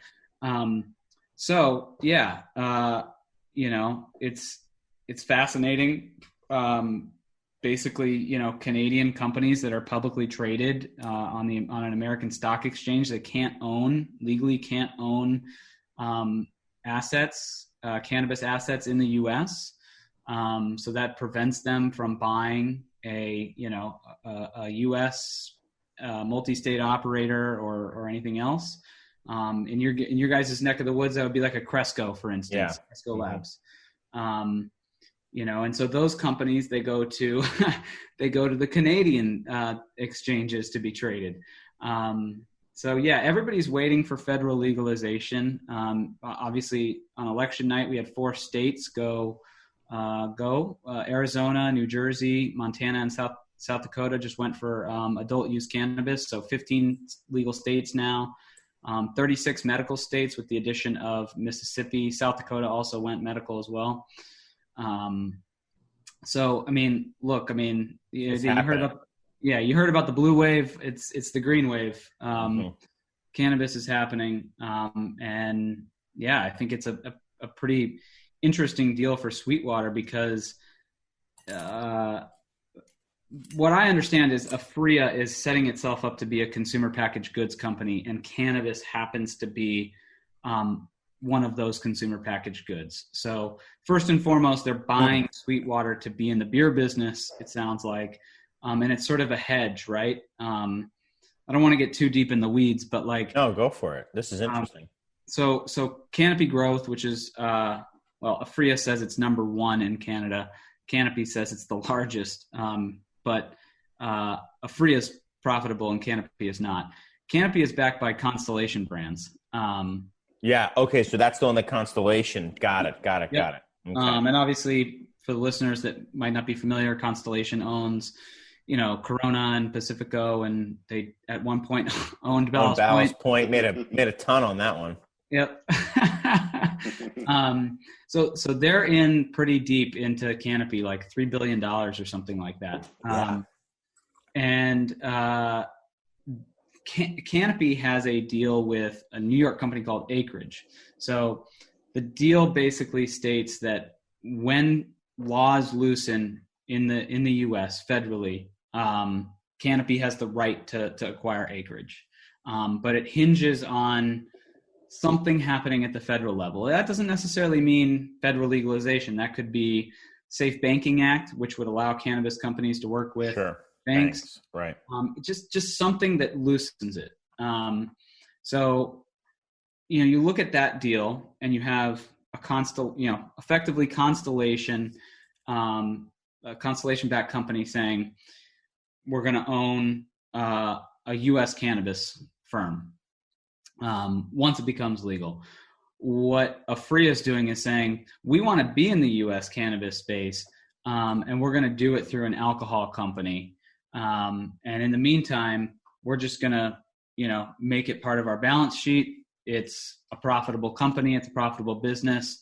And we're a consumer packaged goods company. So if legalization were to never happen, we still own a profitable company. Whereas if legalization never happens in that Canopy deal with acreage, well, then there's no deal.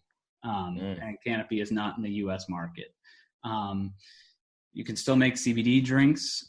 That's, something that's legal in some states. A lot of beverage companies have pushed ahead on that, kind of pointing to the Farm Bill and saying, well, we can do this, even if the rules are a little unclear still from the FDA.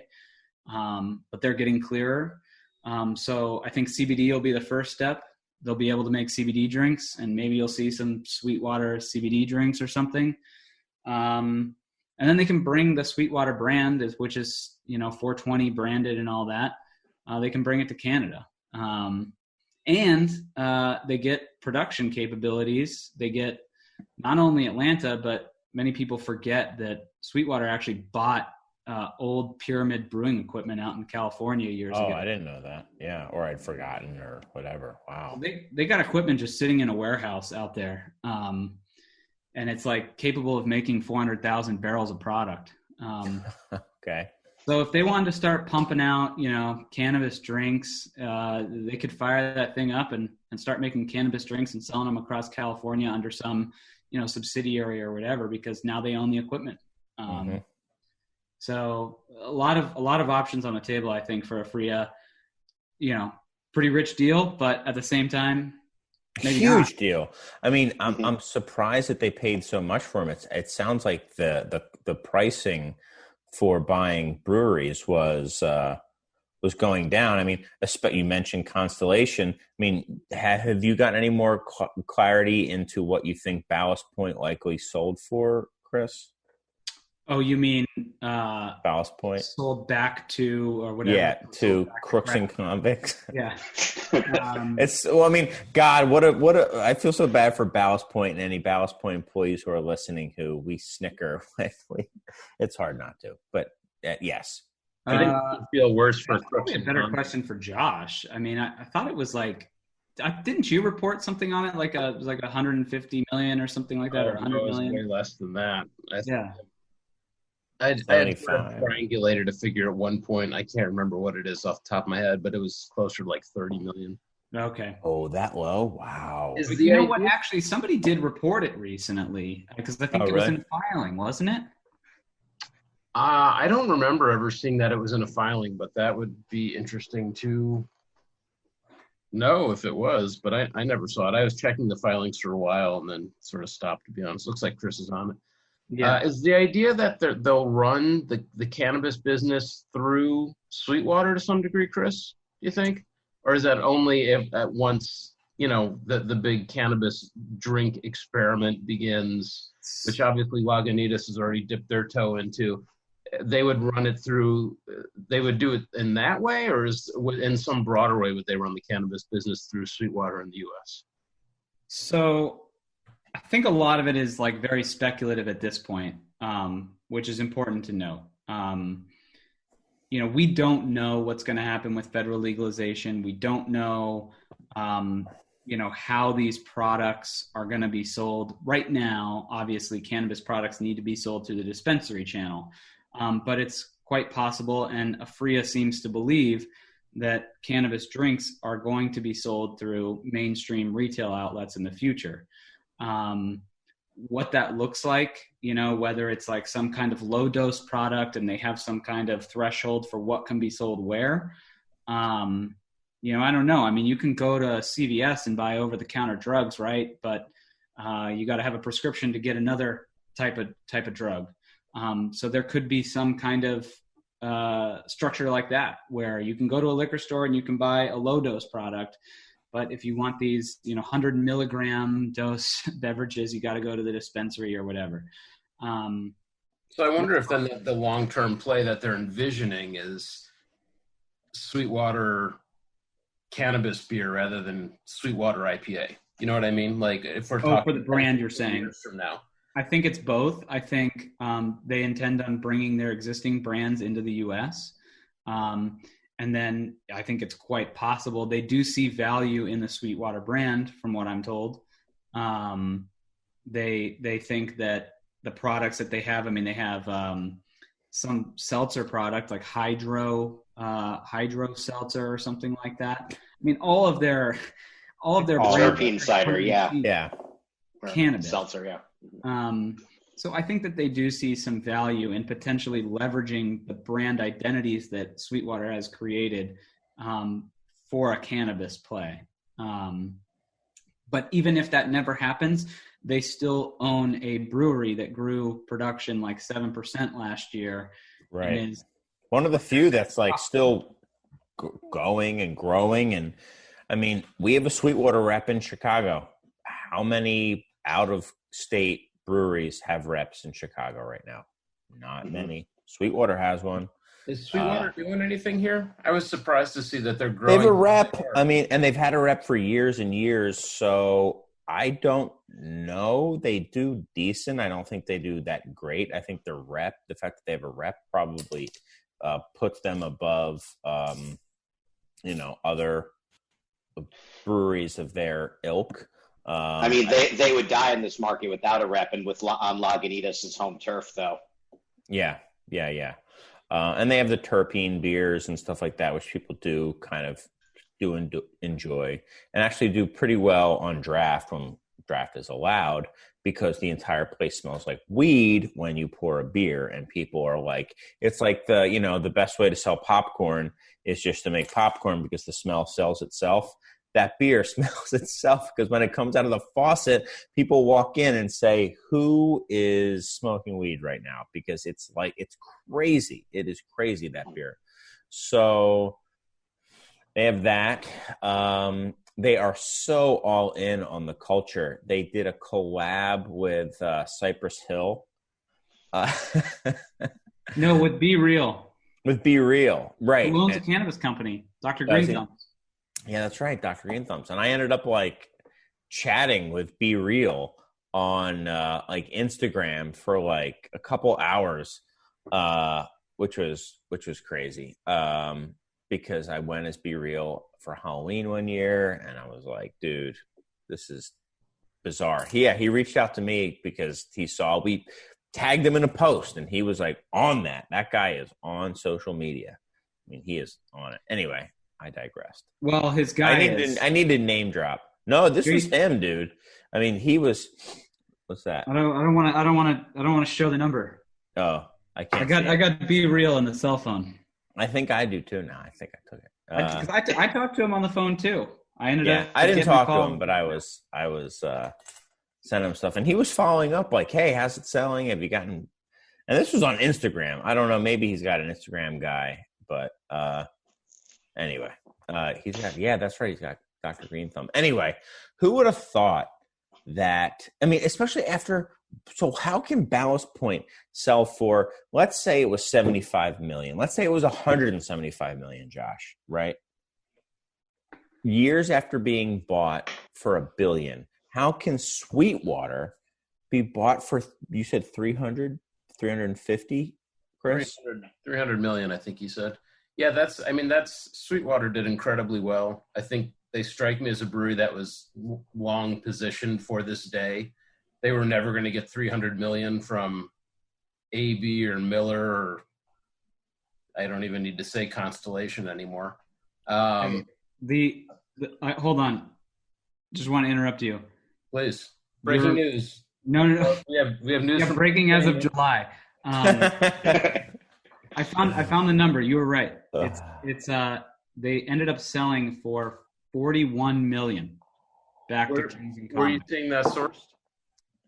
Well, I just found it on Twitter, but it's from a filing.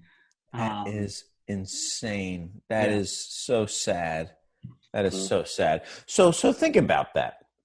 So they sold for 10 times less. I want to give proper credit to the tweet. Was Beer Marketers Insights. And they got it from a government filing in March. Yeah, those guys are on it. They're the original beer journalists. So for 1/10, 41.1. Look at that of what Sweetwater sold for, which is crazy. Why would they have paid so much for that muffler? Is what I'm guessing. or what I'm asking myself. I wonder, Chris, does this say a lot about sort of the state of the cannabis business? Is it just in this sort of zealousness right now where craft beer was 5-6 years ago? Like a tech explosion, just like that kind of tech bubble time where people are just that thing. I think you guys are pretty spot on with that assessment. Basically, I think there were a lot of U.S. investors who are very excited at the opportunity that cannabis as a plant and as a product presented, and due to its the illegality of it here in the U.S., they ended up kind of running north and plowing all their money into these Canadian huge amounts, like the billions right off the bat. It was like Constellation, billions, bang.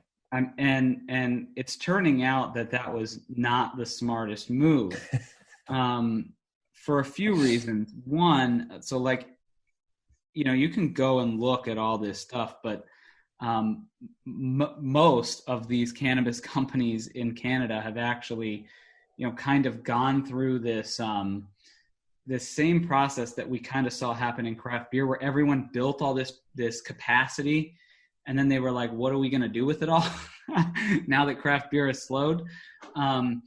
Cannabis did it at like a 20x pace. They were like, everybody's going to want to smoke cannabis. Let's build out all this cultivation space. And so they built these massive canopies and greenhouses and everything in Canada. And then they opened up the market, and it was like, oh shit, it's more difficult to get people off the black market than we thought. And there's not all this demand, and we have all this weed, and we have all this space to grow weed. And so that's what kind of happened in Canada. So they ended up closing a lot of them. All the big companies closed like all their cultivation sites, and just, they had 6, they'd go down to 2, So it was pretty crazy. But, all that money was coming from the U.S. It was U.S. investors.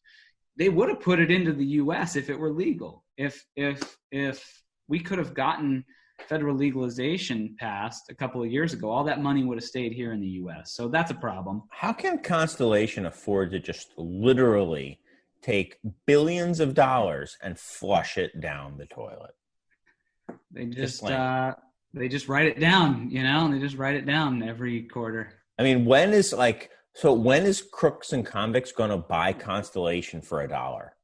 I mean, are you doing that just to be snarky, calling them crooks and convicts, or what are they supposed to be called? They're called kings and convicts. Convicts. No, I'm not being snarky. I'm just being stupid. Yeah. I think you're conflating them with crook and marker, maybe. Maybe. Crooks and marker? Kings and convicts. Kings and convicts. Yeah, I don't think that'll ever happen, but there was a lot of excitement, and then investors really pumped the brakes over the last 12 to 18 months. We're starting to see it kind of pick back up now.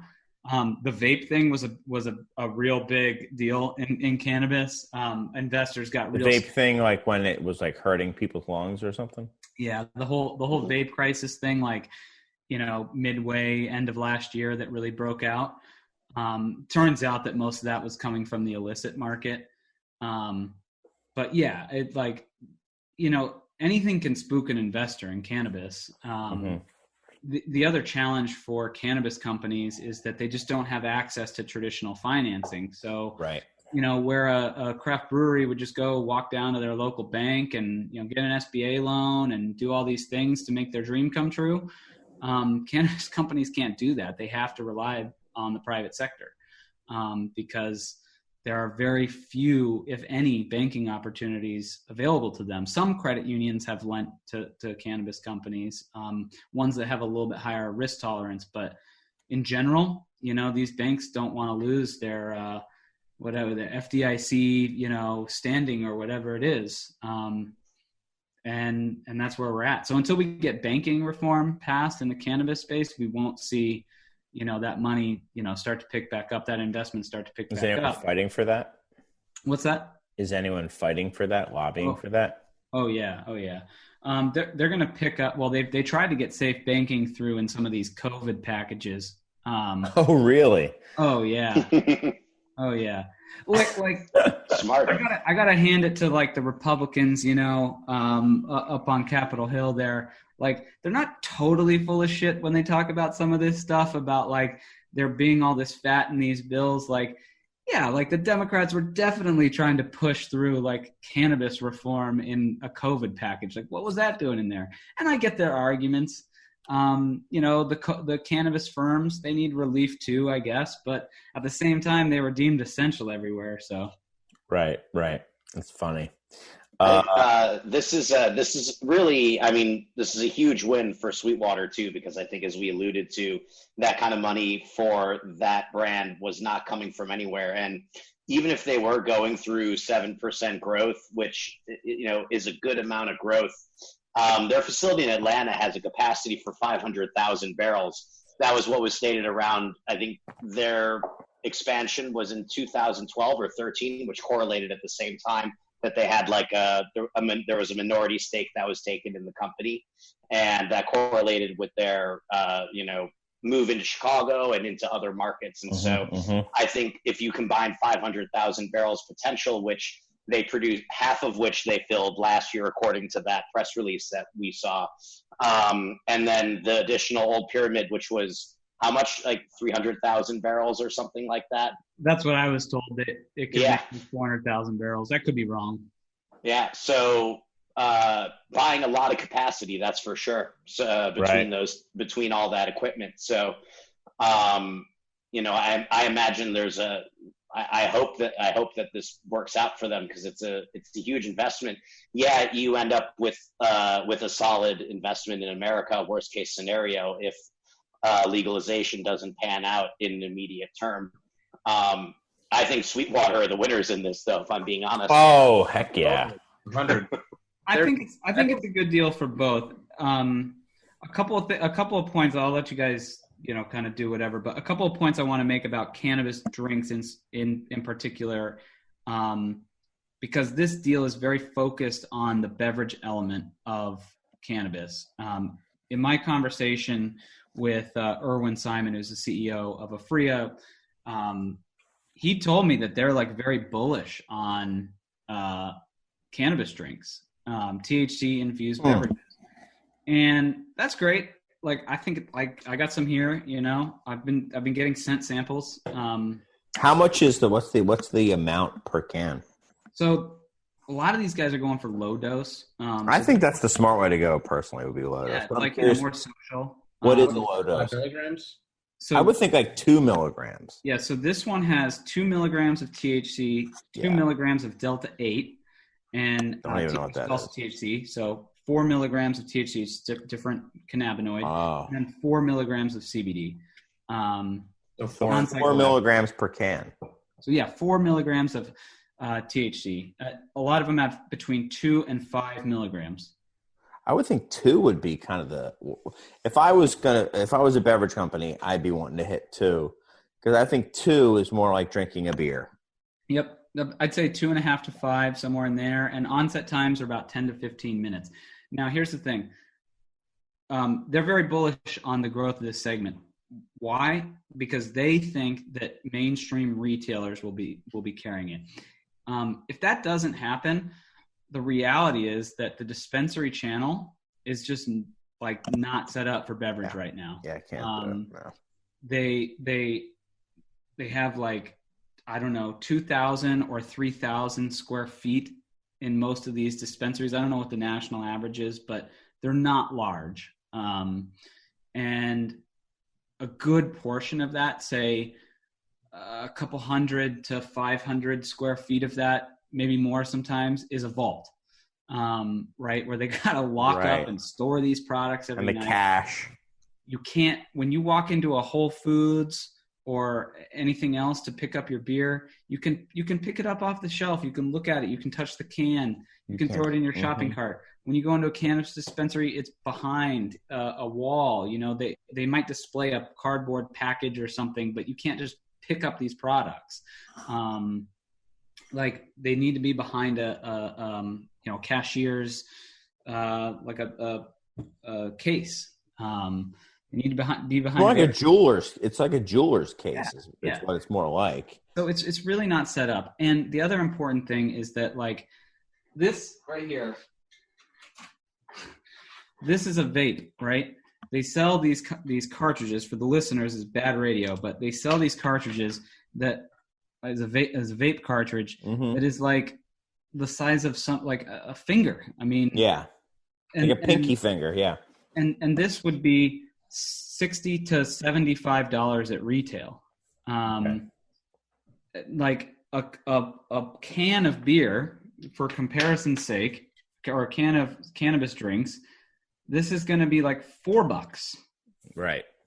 Why, if you're a retailer, would you store a bunch of these at $4 when you can store a bunch of these at $75 or $60 or whatever it is, $60? Like logistically, fast it nickels, doesn't make sense. I guess, but so that's why they need the mainstream retail. Right. Yes, totally. So if it doesn't happen, though, for $300 million, you know, what's that? It all sounds pretty speculative for $300 million, and if they're banking on the Sweetwater brand resonating in somebody's playing with play money. Philadelphia, I think they're.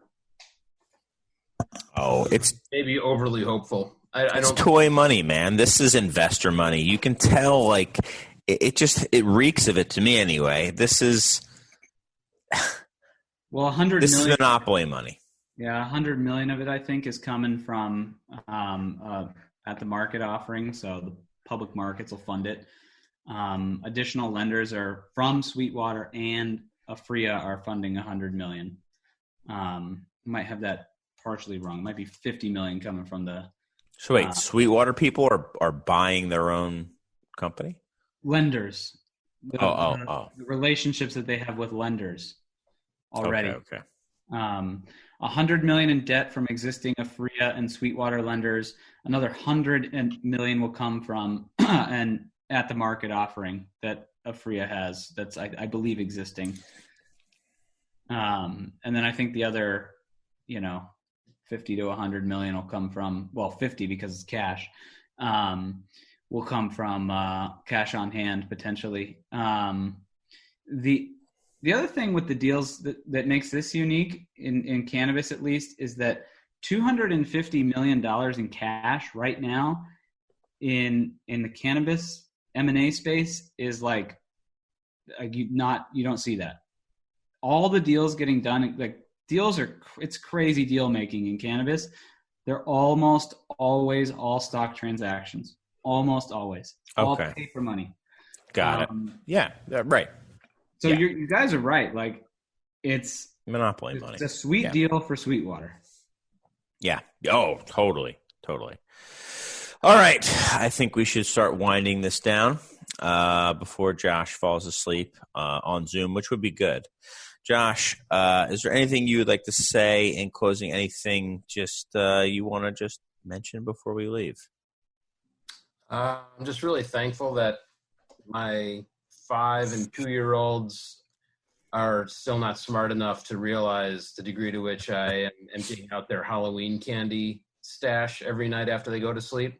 And not even to eat it, just to throw most of it away. But you take it out and throw it away? What? Yeah. That is brutal.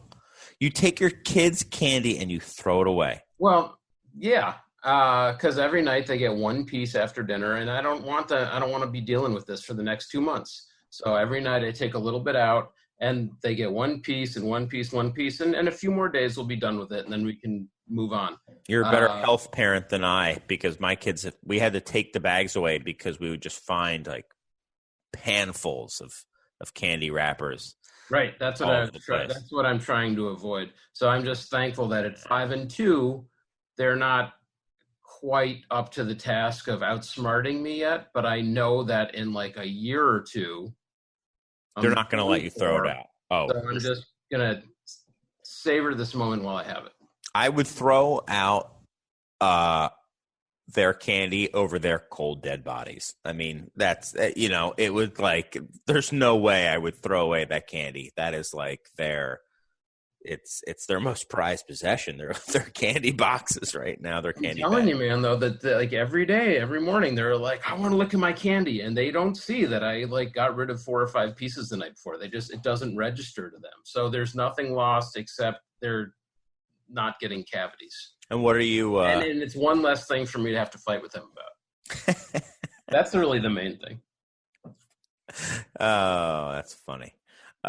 Who's next? Anyone I know, else? I'm cruel. You're completely judging me, but that's No, I'm not. I was going to say something that happened with me and my kid and her tooth, and I heard my kid's tooth. All right, now I'll say it. There you go. So I was thinking about how it's going to sound bad when I describe what actually happened, which was my kids were misbehaving on the bed. My daughter's got this really loose tooth, and what were they doing? They were doing something like bad. And I went to my daughter and I like backhanded her thigh, like this. And she went, oh, and her, like, whatever she did with her mouth, like it spit her tooth out. She had a loose tooth and she just like kind of spit it down. And she was like, when you smacked me, my tooth fell out. And she was going over that. But I just had many disclaimers before I talk about how I beat my child so bad that her tooth fell out. on her leg, no less. On her leg, exactly. Yeah, I mean, think about it. Just shot it right out of her. Anyway, anyone else? Final words, Alexi? Yeah, I encourage people when they're shopping for beer for the rest of the year, slow down when you shop. Don't go to the end caps. Don't go to the cold section. Take your time walking through the aisles. Read the labels. Buy something that looks interesting to you and reads interesting to you specifically, and think about the world of beer beyond your locality, because there is a chance that you may not see it again. And there's great opportunities to be had and great explorative opportunities and flavor opportunities to be had. So That's awesome. if I were to say something to everyone, that's what I would say. That's great. I'll hear to that, Alexi. Chris, anything you want to say? Yeah, well, real quick on Alexi's point. I mean, I think that's a great concept. One thing I wish would exist at the retail level would be more, point of sale information for the consumer, especially now, like with all the craft beer labels the way that they are. Like, right. I can barely find a beer. I'm, supposedly know a lot about beer, right? And I can barely find something that tells me what the hell it's going to taste like now. That beer that you drank, it tastes like an old man with long hair.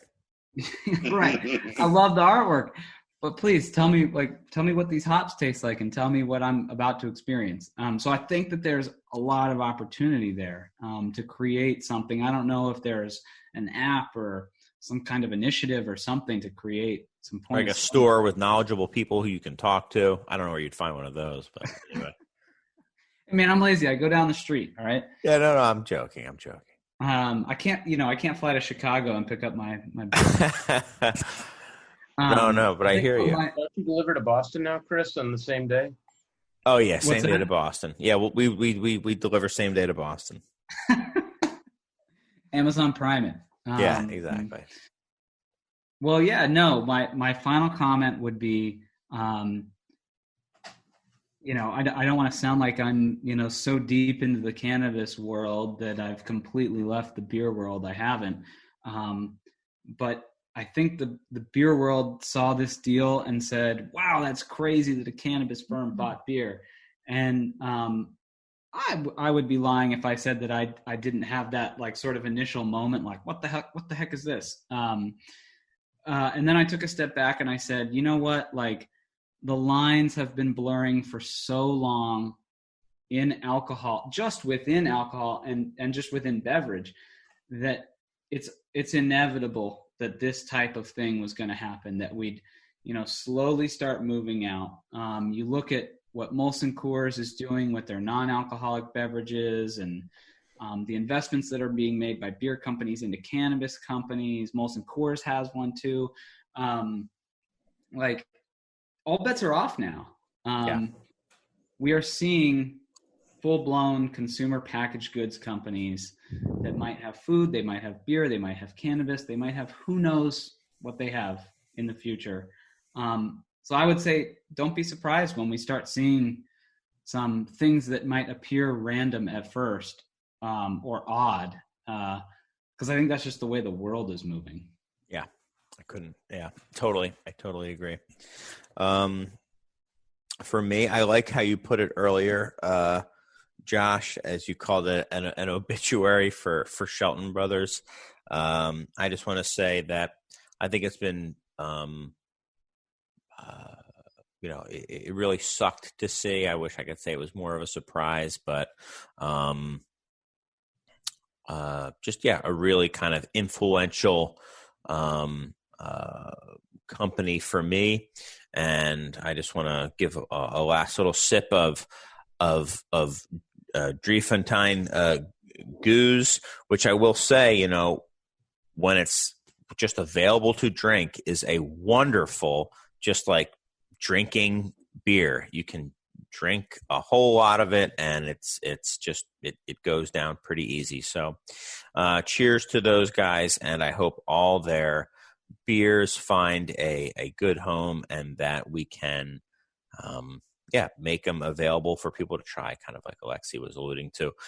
I want to thank all my guests. It's been a lot of fun. Thanks, guys. We went off topic a little bit, which was great, just enough. I hope to see you guys all on again and all in person soon enough again. But until that, we will see you guys next for more of the Beer Temple Insiders Roundtable, and I will let you, Josh, go and throw away candy. Cheers, guys. All right. Thank you very much everybody. for having me. Yeah, thank you. Thanks a lot, man. See you guys.